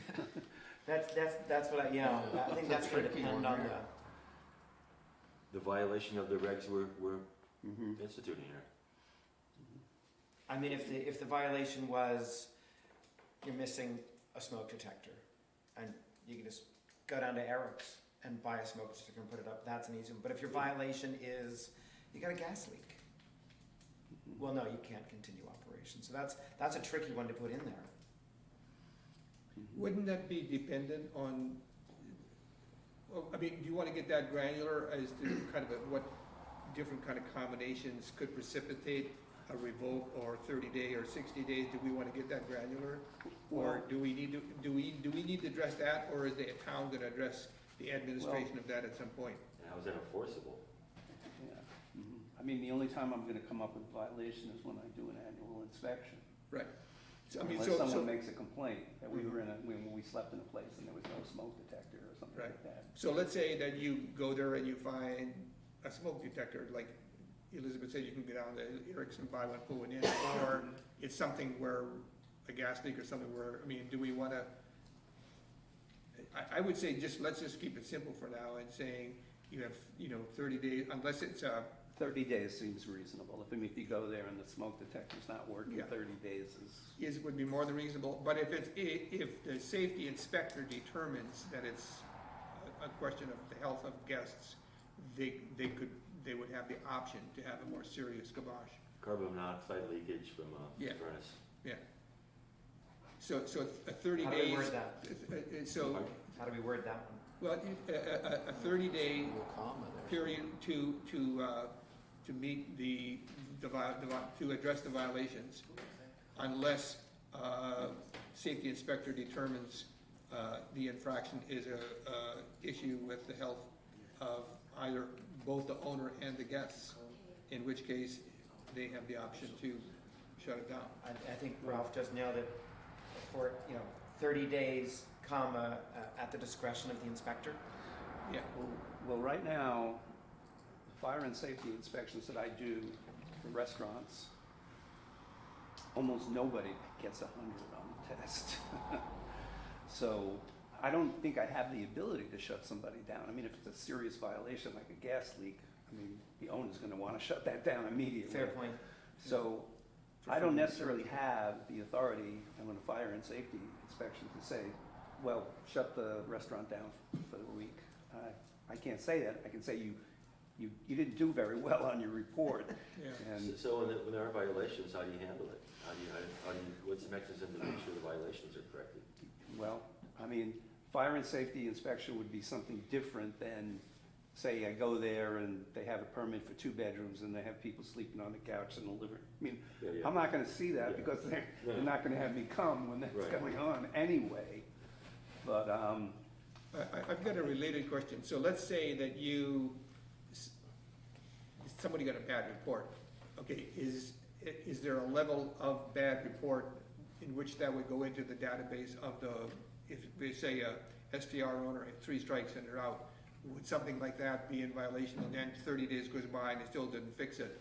That could then go as an infraction into the host's record on the database, right? I would think it should. I mean, if somebody's not having a safe Yeah. property, that should be captured on the database, and that would be an infraction eligible for, barring them from having an STR. well, the honest truth is that everything that's done in this office upstairs is done on paper with a pencil. And I take that safety report, and I put it in a folder, and I put it in a file cabinet, and I don't look at it for another year. There is no database for that. Yeah, it's no, No, but I'm thinking out loud here. So you come back and there's a bunch of violations. So 30 days later, if we're saying, I come back. you come back, and then nothing happens, you're gonna know who the admin in the office is and say, hey, James Cole has got an infraction here, just letting you know. Yeah, You well, just- that would be, you could do what that are by we saying? pencil. If there's 3 violations, you lose your license, Right. right? So So you would, that would be 2 violations. Violation the first in the inspection, and a violation on the second inspection. right. So now they have 1 But are we counting strike like left. smoke detectors or those marks on your permanent record? I think if you Well, repeatedly don't install a smoke detector, Yeah, and you Howie should. comes back and you haven't got one, and Howie or your, I'm sorry, I just forgot her name. Carrie comes back and you still don't have one, I think that Yeah, I kind of mean- makes you a bad host and a jerk, and we're gonna shut you down. I really do. I mean, yeah, I'm comfortable with that. somebody could die. Yeah, That's why you have fire, that's why. they have Having it, right? one missing once, sure, or battery's not sure. Twice, oh, okay, come on, seriously, 3 times in a row? No, that's why we're doing this, right? Right. That's why we're doing it. Mhm. But would sounds that be reasonable. 3 strikes, and would that be 3 I think strikes, or is those- the first one kind of like a fix your smoke? Oh, is the first one a strike, That's or is all. the first one the warning, and then it's strike, strike, strike? Yeah, I obviously, think they the all. first one's a strike. First one's a strike. Yeah. Okay. But as soon as Yeah, you it's fix like it, that strike is baseball. gone, Oh, okay. because that's not a strike. No, I think the permanent Yeah, record okay. thing, I don't think we are gonna, first of all, there's no permanent record, Could is they how it have just 2 Pencils strikes out, and then a lot of foul balls on the 3rd one? I think so, they could walk the runner, yeah. I was thinking about that just today. I was thinking about that incident where those people died at a motel because the swimming pool heater was malfunctioning, and it wasn't even in the room. It was outside in the pool that they died. Carbon monoxide? Carbon monoxide. From outside? Outside, yeah. Oh my Friends of mine goodness. vacationing in Mexico, and one of them got hospitalized. Nobody died. Swimming pool heater outside their hotel room. Carbon monoxide poisoning. Wow. So It happens. So, can you read it, Krista, how you understand it, and then we'll see if you got it right? Or you want to do that, Mark? Hold on a second. Okay. After a inspection, if there is a violation, the STR operator shall have 30 days to correct that violation. If they come back and it hasn't, there is now, if they come back and it's been corrected, then there's no longer a ding on your record. If you come back and it hasn't been corrected, then you have a ding. You go another 30 days, another ding. And That's then- 3 dings. and then No, it's two. that's 2 dings, and then the 3rd ding. After things are corrected, No, the first one's already a ding. Yeah, the first I one. know, but we said that if it's been corrected, then it's no longer a ding. Well, Right. any one of them, once it's corrected, is gone. Yeah, for 'Cause there that is no issue, permanent record. that Because there's issue, no permanent then that There's no issue has permanent been resolved. Yeah, then that issue has been resolved. But if it goes on for the first time that it's noticed, then it's not corrected and it's not corrected, then yes, you have got 3 dings. Is that? Is dings the correct, Probably not, no. I think No, James I said would- wording? No, I wouldn't call it, I would call it an infraction. Infraction or violation or something like that. Yeah. Violation of the regs. Well, let's start at the beginning of that paragraph. STR operators shall have X amount of time to apply for an STR license. That should extend over several seasons, because if people are in Florida for the winter, they're not gonna be here to apply, so. Yeah, that's a good point. I didn't think of that, that's, Well, I think it may be 6 months. say 6 I can live with that. yeah, I didn't think about, 6 months. People will just come up here for the summer. They won't even know about They it. won't- Yeah, We don't know how to reach them.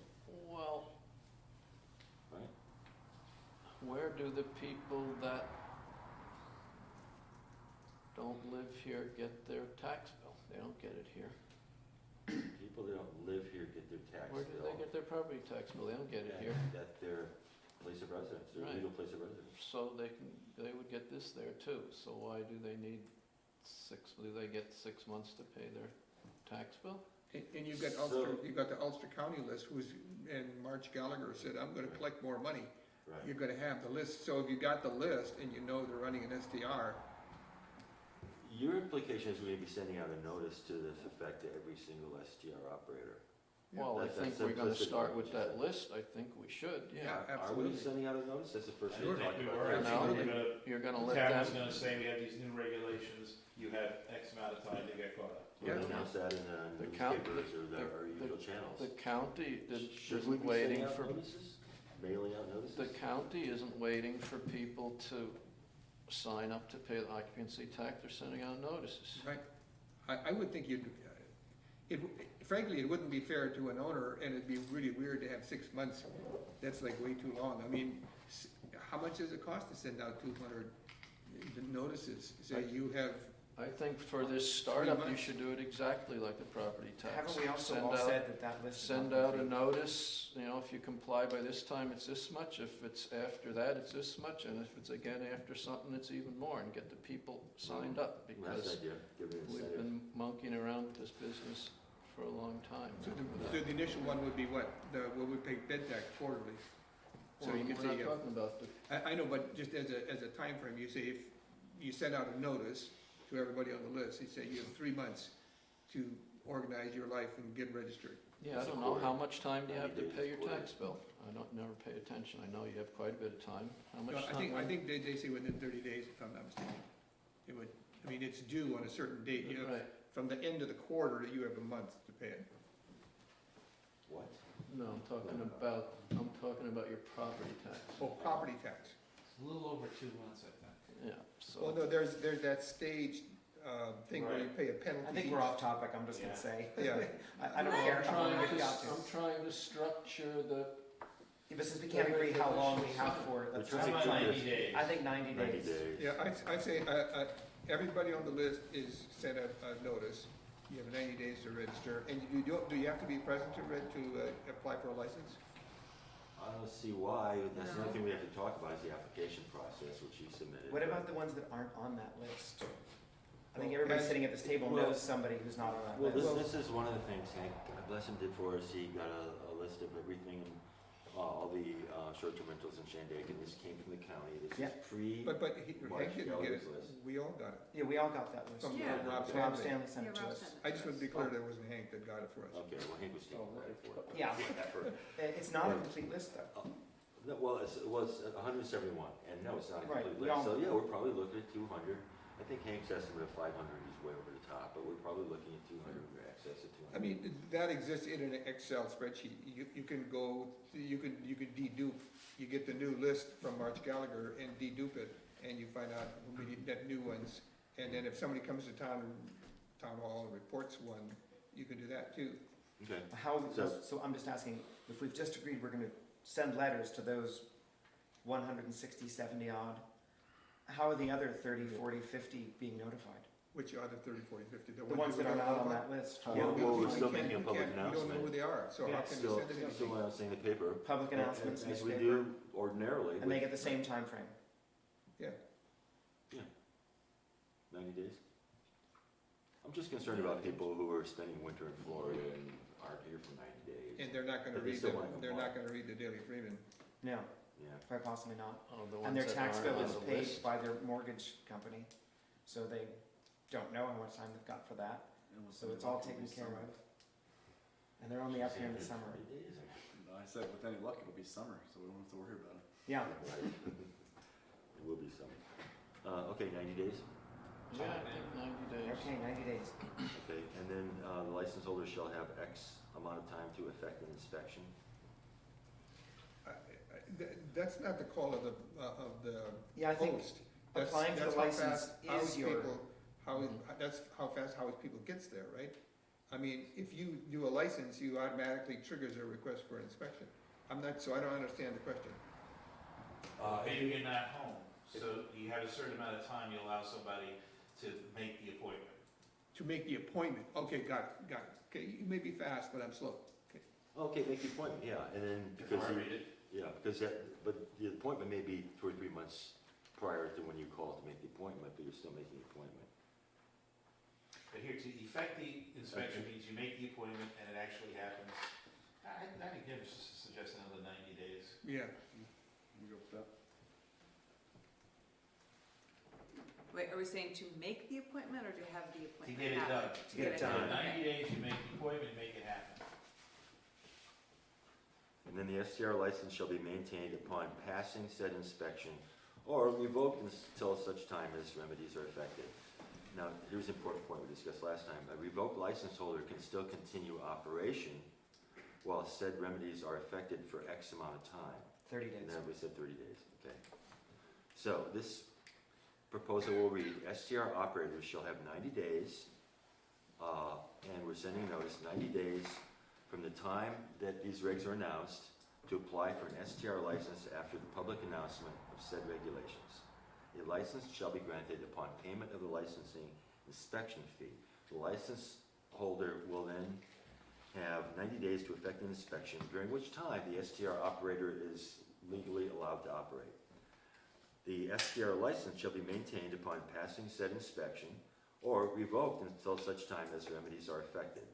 A revoked license holder may still continue STR operation while the remedies are effected for 30 days time after the notice of violation. and then there's the stuff about, the And days. if the violation is not corrected within 30 days, there is this infraction on your record. Right. And in which case, we've been expected another 30 days. Have we agreed that 3 infractions and a SDR shut down? Did I we think agree so. on that? Baseball rules. Yeah, Baseball. baseball rules, right? Okay. Okay, so I'll have to rewrite all this. Okay. Okay, so we're agreed on that? Do we Yep. need to take a vote on that? I think we do. Sure. May I have a motion to So, accept? that's Second. 90/30. Okay, all in favor? Aye. All opposed? So passed. Thanks, folks, moving right along. Next case, license fee shall be levied as per lot with a smaller fee applied per STR dwelling unit, a violation of STR regulations. In one dwelling unit, this is important, we talked about this last time, a violation of STR regulations in one dwelling unit shall not cause the revocation of the lot license, but shall require the STR operator to remedy the violation within, we'll just said 30 days.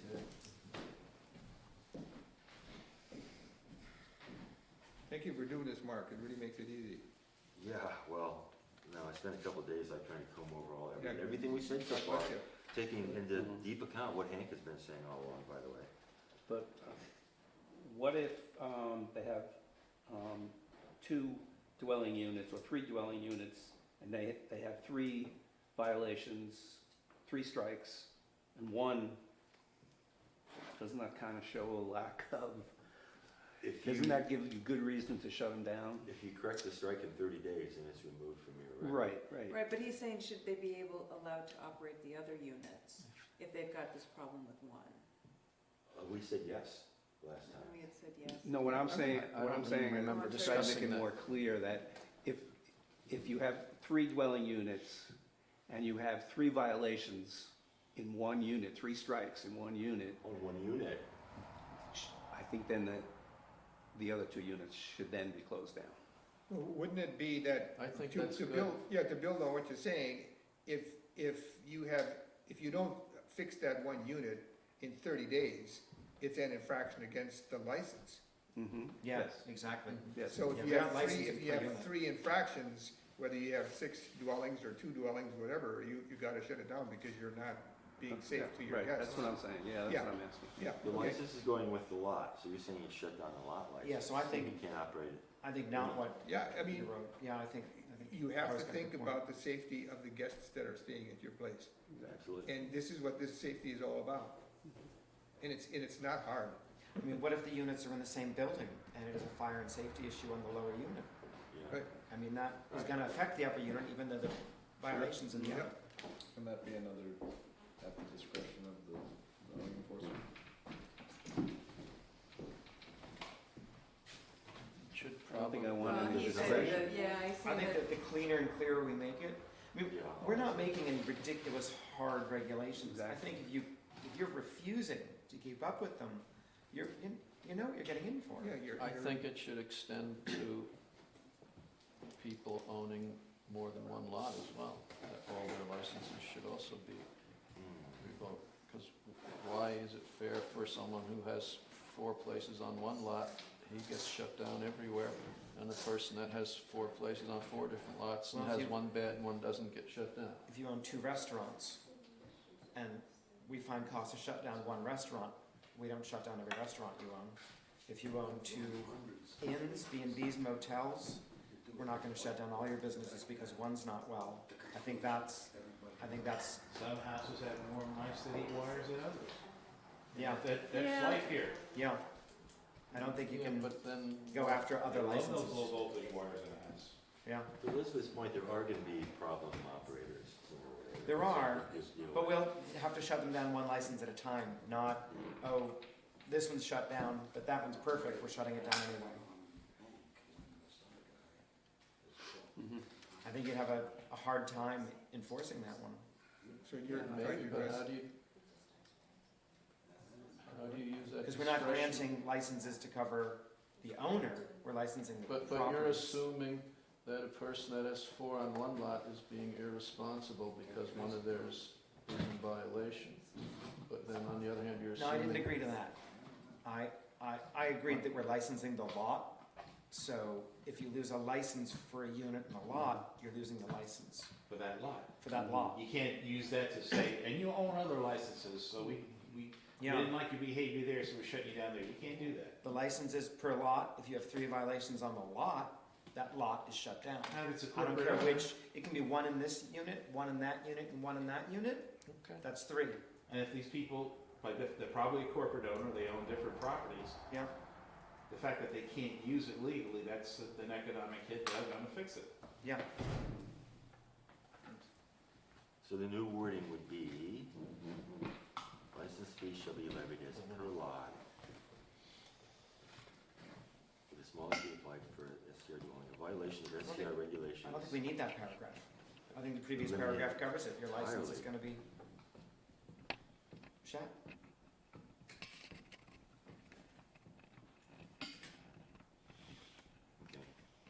Yeah, I think, I don't know, the nature of the business is just different than normal Yeah. lodging, where normal lodging, typically you'll have very many lots, very many units on one lot. And now, because it's broken down into individual homes, you're creating one operator to have units on many different lots, and you're saying, well, that person can be in violation on one lot, and he can still operate the rest. But you're telling the person who has 4 units on one lot, if they're in violation of one unit, they're done with everything. That doesn't make sense to me. So we should just eliminate this verbiage, or? Well, and also Sam's pointed out before, and going back to why it's gonna be hard, and why we're limiting the number of licenses, not the number of licenses a person can get. That's coming up. You're gonna have a hard time.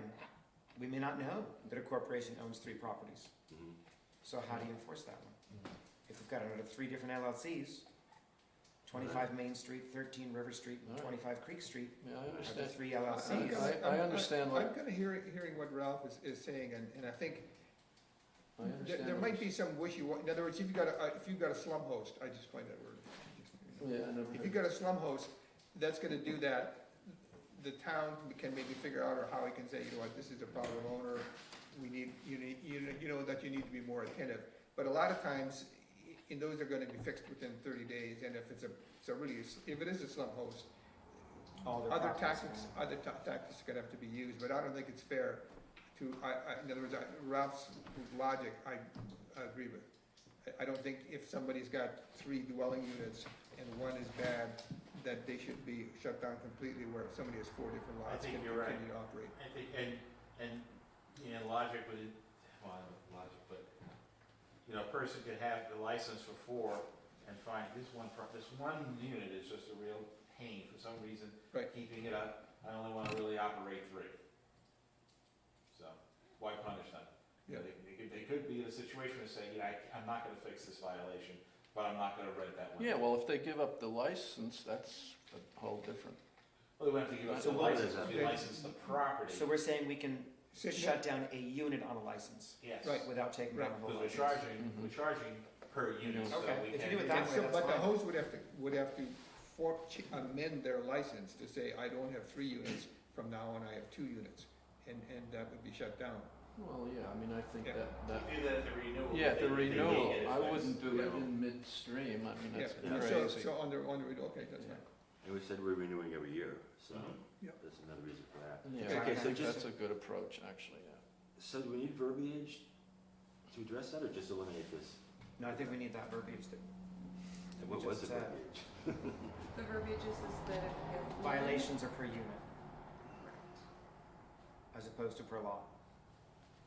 So you can have one unit That gets shut down. on a lot, and it does not affect the other. Correct. Units Not to on beat it to death, but let's say late. you got 3 apartments on top of each other, and one is in violation, somebody said, so if there's a fire, it could take the whole building. So maybe if the units are separate and distinct, but if they're common, if it's a common structure, that structure needs to be shut down. Does that make sense? Except, Well, there's definitely I think, something there. I mean, I think that 3 strikes on a license and the license is revoked. I think that's the way it should be. okay, It may not seem as fair, but it's the simplest. Mhm. The other one becomes complicated, and now it's, Yeah. well, this is a violation in one of the units, but does that affect the And- other units? You know, And now we're putting it Yeah. back on the judgment of the Okay. inspector. okay, let's just stick with that. yeah. all right, Okay. so we should say violations per unit, not lot. with the verbiage. I mean, if you get a violation on one of your No, it's per lot. rooms, do they tell you you can't No. Per rent unit. Per room unit. number 3? No, You can still keep the license for the lot if you have a violation for the unit, but you have to shut down the unit. I think we just said the opposite of that. No, we just said the opposite, Yeah. because now we were getting into the whole thing Yeah, about into if the- you've No, got no, like. but then Howie changed, he You know, addressed I mean, my it would depend concern, on what the and then we violation agreed is, we were gonna go obviously, with the simple like solution. James is saying. Yeah, I mean, 3 strikes on the license, Yeah, Right, we already got you that in lose the there. license. you'll lose the license. No, so, yeah, Okay, that's what it is. So then we don't need any verbiage. We don't need that second blue paragraph, because it's per license. But do we need the verbiage, This- violations? This paragraph here. Yeah, that one, I don't think we need that one now, right? So we're gonna cross, that second to the last paragraph's crossed out completely?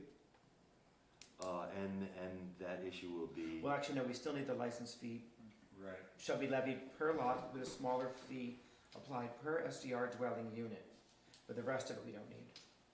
we talked about that on the first License fee paragraph. shall be levied. No, it's written again, so, but, We talked about it on the first Yeah. paragraph, 100 versus $225. Okay, so we won't address this again. Okay, Well, are you Well, writing in that I- the three, no. you have the 3 strikes in there? she does, she has. Yeah, that was Yeah. gonna be in the He's second gonna- paragraph. He's gonna I have the rewrite 3 this. strikes, but I think we need to make it clear. I think we need to make it clear that if you get 3 strikes on your, I mean, I think it just should be stated clearly that if you get 3 strikes on your license, no matter how many units, that all of those units that are associated with that license get shut down. I mean, I just think that That's- ownership, Yeah, we said that's. that should specifically- be, yeah. Yeah, because it's should a be in there. no-brainer to fix. No, it has to be 3 strikes on the same violation though, not a strike here, a strike there, and a strike over there. Does it, or doesn't it? The batteries run out on your smoke detector. well, that's the only way you're Last gonna 10 get years. strikes, right? I mean, that's the only way you're gonna get it. You've had an inspection, you've had violations, and that, so this is interesting. So let's say that, I don't even know what 3 violations would be in one inspection, right? Oh, you'll But let's find say out. you've got, oh, I know, yeah, very soon, as soon as I'm done renovating. I mean, Howie said nobody ever gets a perfect score. So obviously, one bad inspection is not multiple violations, it's 1. Failure to fix all those violations is 2. Right. Failure to fix them again is 3. But as soon as you fix them, well, that violation's gone. You're starting over next year with a brand new 0 strikes. Sticking with baseball for you, it's a new inning. Okay, But that- You were the relief pitcher then. Perhaps. violations, reset the Get strikes. out of my baseball knowledge. You're using it. I would like, I feel like our meeting has gone on for a decent amount of time, perhaps after we get to the bottom of this page, that we We can take a take break. comments from the audience and we're wrapped up prior Yep, to I 9, agree. if It's everybody agrees with I that. think we should have meetings 2 hours or less.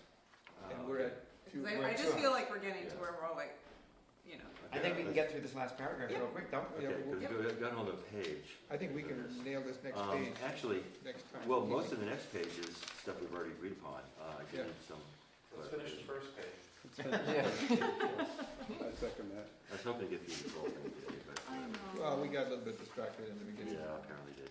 Okay, so, last paragraph on that page, STR license application process shall include a public notice and notice via certified US mail as per the permit process to all adjacent property owners of the applicant's intent to operate an STR on the property. A hearing before the Shandaken Town, or is that planning board, Kevin? It'd be the planning. Planning board, shall be convened at the request of any license or license renewal applicant's neighbors. Okay, now this was inserted as a means to control community density. Right. So if somebody shows up and complains, hey, I already got 4 of these in my neighborhood, blah, blah, blah. On the other hand, if somebody shows up and says, that guy's a fucking son of a bitch, he burned the tires in his backyard, and blah, blah, blah, and I hate this guy, and I don't want it to, then what do I, as a zoning board guy, gonna say? Well, that was kind of the conversation we had last week, 2 weeks ago, was that you get that all the time at the planning Yeah. board, people coming in and being like, I hate that guy, because he's a jerk and has barbecues and never invites me. You know? Yeah, so I would assume the Give an person open would show a invitation. complaint, Right, and the But I planning think board you decides guys are if it's pretty good reason. at reading that. Yes. Yeah, so. Well, what I'm saying is, you don't need us, you need a psychotherapist. And sometimes that works and sometimes it doesn't, but we're opening ourselves up to that community dynamic, which, Community feedback, gotta get it. Yeah, I think you need that. Which that's, So- going back to like people that were lobbying for the special use permit, I think that's the great thing about the special use permit. Your neighbors get a say. So I had this discussion with Rob, and he said, oh, no, the town board, the planning board is never gonna go for a license, but, oh, why not? So that's what we're talking about, we've discussed this ad nauseum. No, because with the special permit process, there's an opportunity for neighbor feedback. Mhm. And the neighbor feedback is a means by which we can possibly control neighborhood density. So that's why we put that in there. And I imagine What is- But that, What is the amount of time that once these letters are submitted or are mailed, that a neighbor would have to? With the next number of days, we have to say a notice, they gotta, it's a month. 30 Well, days. well, the public notification for a public hearing for the zoning board, and I think it's for you guys too, is 2 weeks. So the notice has to go out in the paper of record, which in our case is the Woodstock Times, 2 weeks ahead of time for any public hearing, correct? Mhm. And then people are allowed to, and that means that the letters go out to the adjacent property owners, but the public announcements, anybody can show up. but But your the question- special use process, you are definitely having a hearing. Here, the hearing is only at the request of an applicant's neighbors. I think you gotta give them a period of time saying, you can't ask 6 months later. Yeah, I think like 30 Oh, I days see. or So 2 I just have a related question to that. So I'm a neighbor and I go in and, because you're saying it addresses the density, and I don't think it does. I don't, very well. I mean, in a general sense, I think it's important to get community input, absolutely, and I think a neighbor should be able to say, come in to the zoning board. But I don't think a neighbor can come in and say, there's already 3 on my block, so you, the 4th person, can't have one. And then, well, why not? You know, it's too much, I believe there's too many. It's not that neighbor's call to do that because what the town has put in place in terms of the regulations are what they are. But if a neighbor comes and what would be an excuse a neighbor would have? Give me an example. Other than, I don't like the guy. Angry pit bull that bit my I child. think it seems from what I've been hearing that the community character is the biggest issue. Yep. Right, that'll be the argument we'll hear a lot. You know, I So mean, it's, how am I as a zoning board, how are you the planning board guy gonna sit up here and say, what is community character? I mean, the guy mows his lawn on Saturday morning when you're taking a nap, or, you know, how do we judge that? There's no, yeah, We're it's, not gonna be able to. No, you can't change it. so. Can't regulate character. I don't wanna be in this position where people are out there screaming at us, that guy's an asshole, no, that guy's an asshole, what are we gonna do? You know, I just don't know how that paragraph would work. I mean, I don't know what a neighbor would bring forward where the neighbor would leave saying that their needs were addressed. In other words, you're setting a neighbor up to say, I get a voice, and then they go there and they say what their needs are, and you say, well, I'm Is sorry, the I don't notice a comply with the one-off, regulations. or you do the notice every year at renewal? I think. Because if you do it every year at renewal, then it has more meaning, because a neighbor could come and say, well, let me tell you about the last 12 months' experience I with this think, next door. I think that's one of the ideas behind the renewal, is that you have I that. just wanna say. Which means you have to send the notice out at Every each year. year. Just That's because something we we do. can't think of a valid reason not to let an SDR be next to someone's home, doesn't mean there isn't one. right. So none of us right now can come up with what that good reason is. That doesn't mean there isn't one, and I think Sam's point is excellent, so I think we do need to do the notice. I think we do the notice every year. Okay. You gotta give the neighbors an opportunity to voice You need to concern. give the host a chance. And if they Absolutely. blow it, then the neighbors can complain at the end of the year, and then, so, Rob's whole point was that he felt the town planning zoning board, their avenue towards acceptance of this is giving the community an opportunity for input. Yeah. Yeah, strong opinion. yeah. And at the first time that a person does it, there's no track record, but it's good for them to hear, this is what you have to learn to live with. You hear from your neighbors, this is not what Right, that's a very this is good what point. matters to them. And then it becomes, a matter of a year later to say, he didn't do anything, or she didn't do anything that I mentioned. They really behaved badly, they have crazy parties, all kinds of stuff. Right. Hey, you were forewarned. Okay, so do we need to split that out, or is this one paragraph adequate? As long as you say within so many days of notice, and that this happens every year, at renewal. Okay, there's a then public notice. then it's covered. the Okay. 30 days. If the density is really an issue in these areas, you could not allow non-owner occupied STRs in high-density areas. How do we define a high-density area? I don't know. We got That was shooting from the hip, creating land use policy Yeah. on the planning board, which we cannot do. Because it's social engineering, which never works. And it's also, it's not our job. I mean, we would punt it to ZBA and say, hey, Thanks. somebody has to create a rule here. And then ZBA would Well, they send it need back to have a you, and meeting send it once a back to month, ZBA. though. I mean, that's why, for density, that's They why. need to have a meeting once a month. We didn't have a meeting last month, and by the way, Hank is in the next, some candidate for the zoning board, so it's not, this is last one. You have 2 applications for that. Yes, we do. You guys have to vote on it, though, right? Yeah, but we didn't have a meeting last time, because we didn't have any issues at a time. In addition, we haven't seen Gene Michaels in the last 3 or 4 meetings. Our chairperson, Keith Johnson, has some health issues. Yeah. Was recently voted by the town board as the co-chair, but I'm trying to have a soft profile. So, we may be on demand. And Elizabeth has agreed to step in if there's a vacancy. We'd love to see her on board. But, Hank was first in with the application. He seemed to want to free, so, so we're trying to get staffed up right now as a weak board. I think if, on demand. sorry, Joe, I think if the thing we're trying to prevent is the over-densification of this use, I think we have to be more explicit. I think we can't just leave it up to a case-by-case basis when somebody complains. I mean, that's why I said, we could say for non-owner occupied, they can't be more, they have to be so many feet apart. I mean, there's precedence in zoning that certain uses can't be near other uses within so many feet. Because otherwise, if it's on us and the planning board, well, you're SOL because you're the last person they asked on this block. How does that not create a lawsuit? Yeah, exactly. I don't know that much about lawsuits, but Never been someone's sued? gonna be SOL on the Yeah. spacing as well.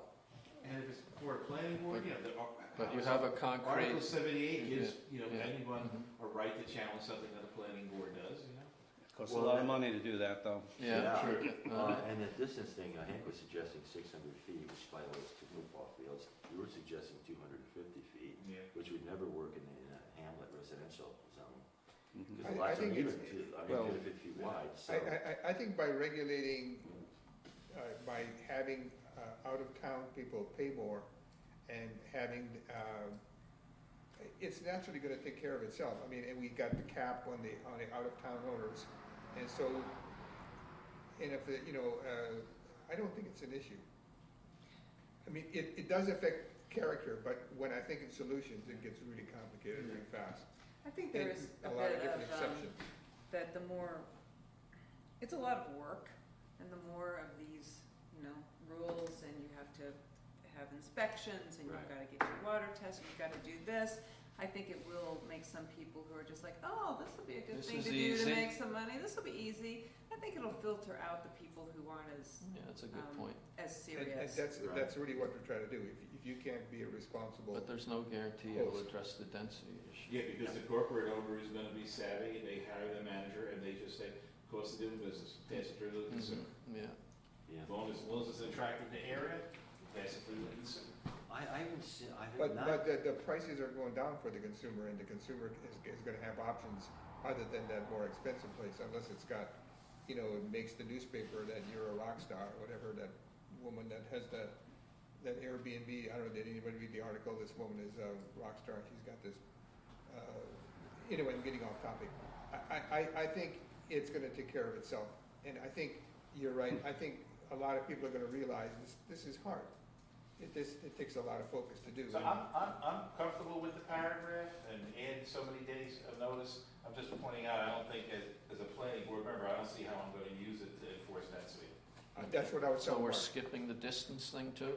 Yeah, Yeah, So because it's far. unenforceable, and it's, that means you're gonna have to get a survey, so we're adding the complexity of yeah, compliance. If we're serious about density, I think the only way it does it is you prohibit certain zones, like hamlets and So you just can't, it's not a permitted use, you have to use a special permit. If that's what, Lake Placid, Lake George, that's what some towns are doing, so no, you simply cannot do it in Hamilton or Hamilton, Russia, because it throws the balance off, really, tipping point's very low to turn it to different. To build on what Krista said, a lot of people are gonna switch to seasonal and long-term rentals, which is one of the things that we're trying to encourage. But these are not onerous, I don't think, restrictions, but it says you do have to pay attention. And therefore, people are gonna go to seasonal and to long-term, which is something the town wants anyway. Well, I think it's gonna affect a lot of the pre-existing non-conforming development areas that we have in this town, where the lots are like a quarter of an acre or a half an acre. Right. And then, those are the areas that are quickly turning into STR-only communities, where Hank lives up in Woodland Valley. About half of the houses up in Woodland Valley and Grandview Acres are, STRs now. Where, the rest of the valley is mostly like 3 acre or 1.5 acres. There are some houses that are right on the road that have like just a quarter of an acre or half an acre, but they're not clustered together as much as like Grandview Acres or the village of Phoenicia. Or was it not the Silver Road, but off of Silver Hollow Road? Isn't that Schweitzer? Schweitzer Road? Schweitzer. It's not even quarter acre. Right. Is it lots, just large enough for trailer? 0.23 People are trying to build homes. 0.23 acres. Yes. I have not been able to discern or divinate any really effective means by which to really regulate community density. Does anybody else? Well,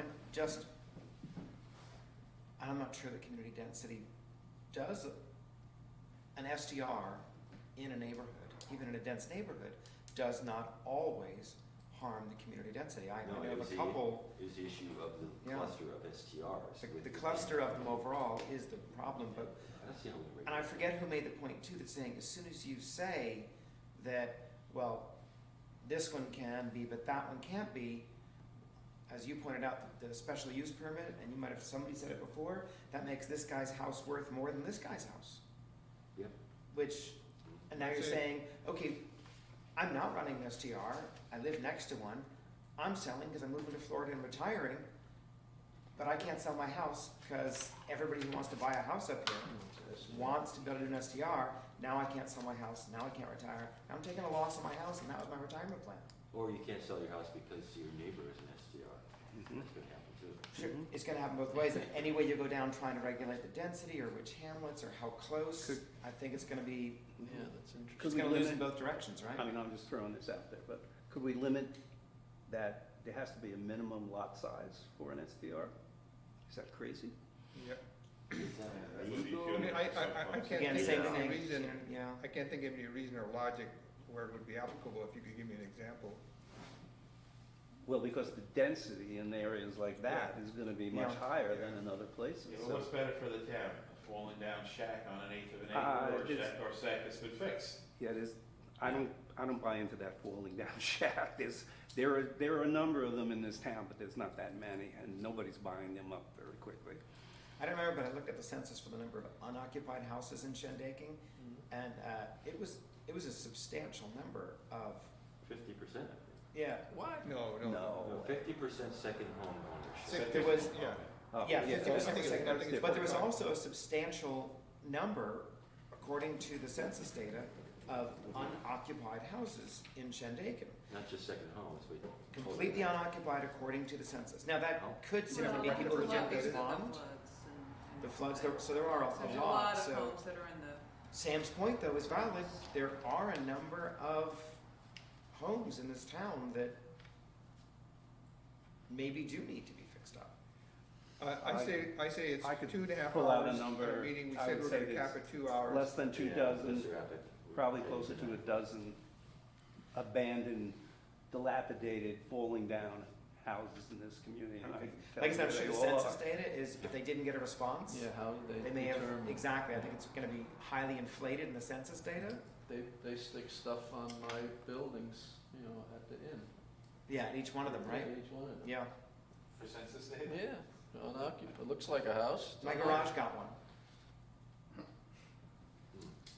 Fill it up, So, my dog. Okay, so in the last We're good. paragraph, we're leaving it as standing with the exception of the addition that you have to request a hearing within 30 days. Mhm.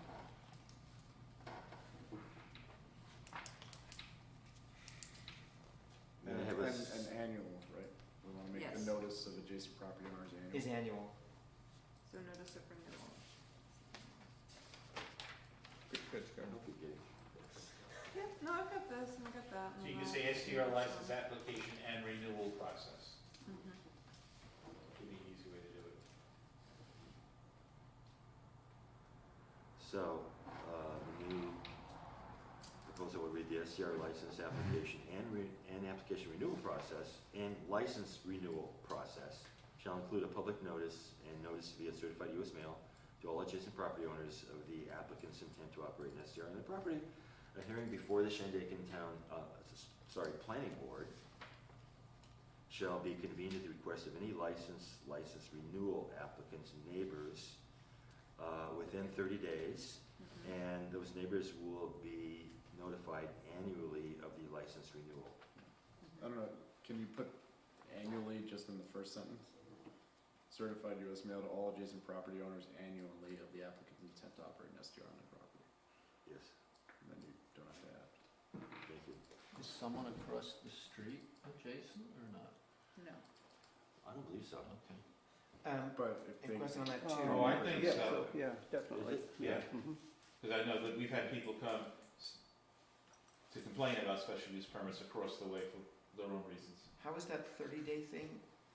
Who's got 30 days to have the hearing? To request a hearing. To request the hearing. Thank you. And then you go on to the schedule of the planning board. Got it. We only have one audience member who survived.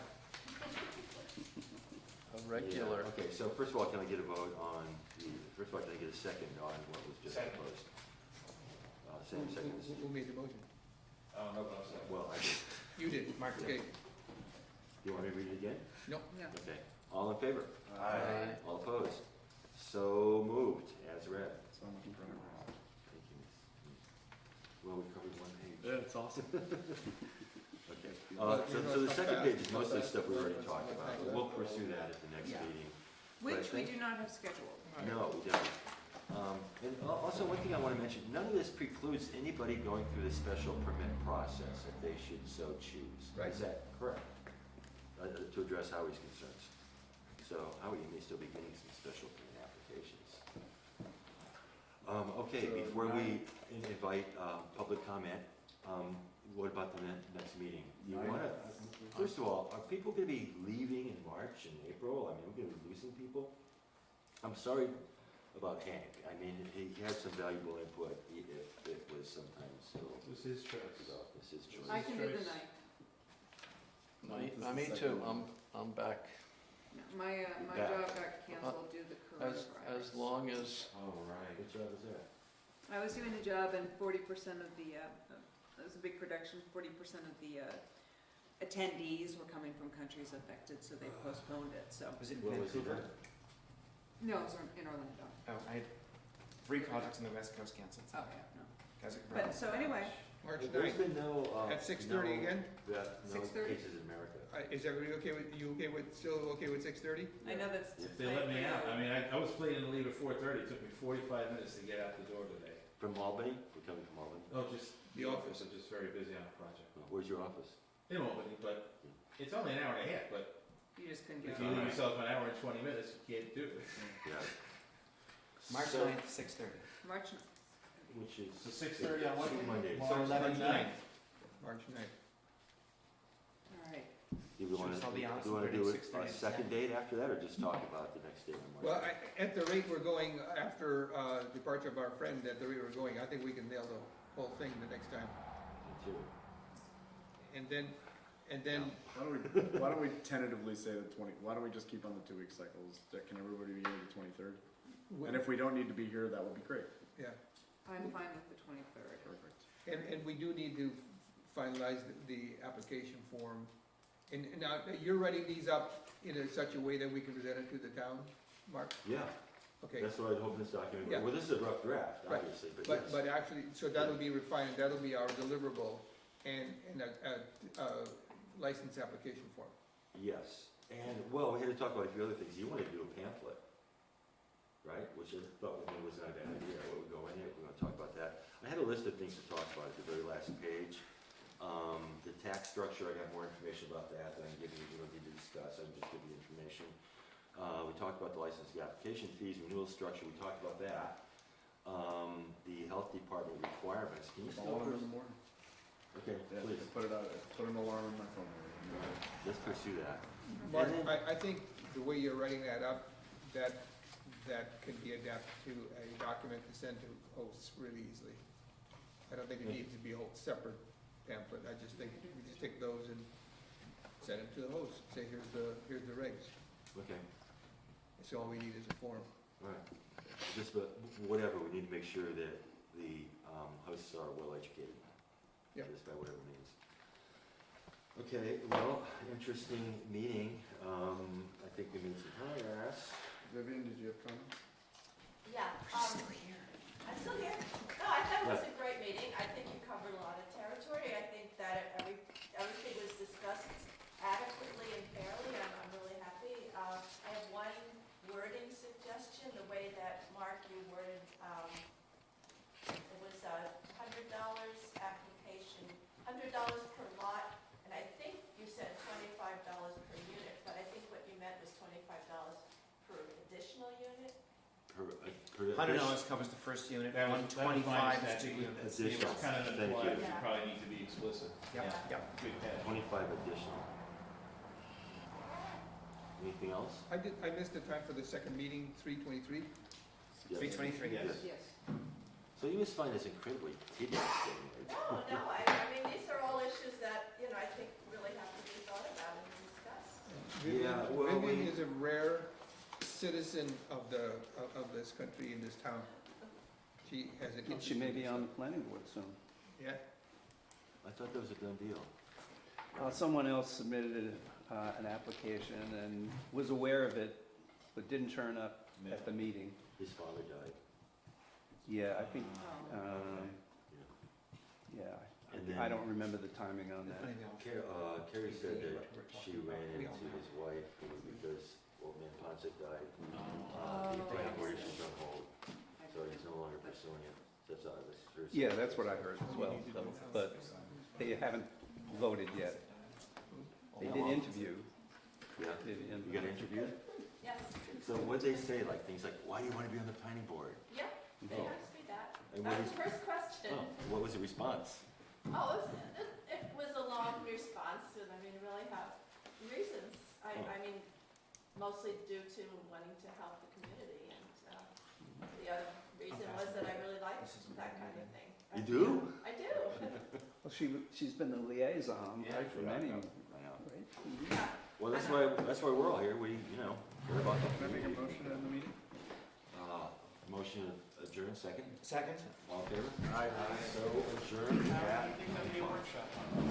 Yes, definitely. Definitely. Yeah, I mean, unless it's snowing.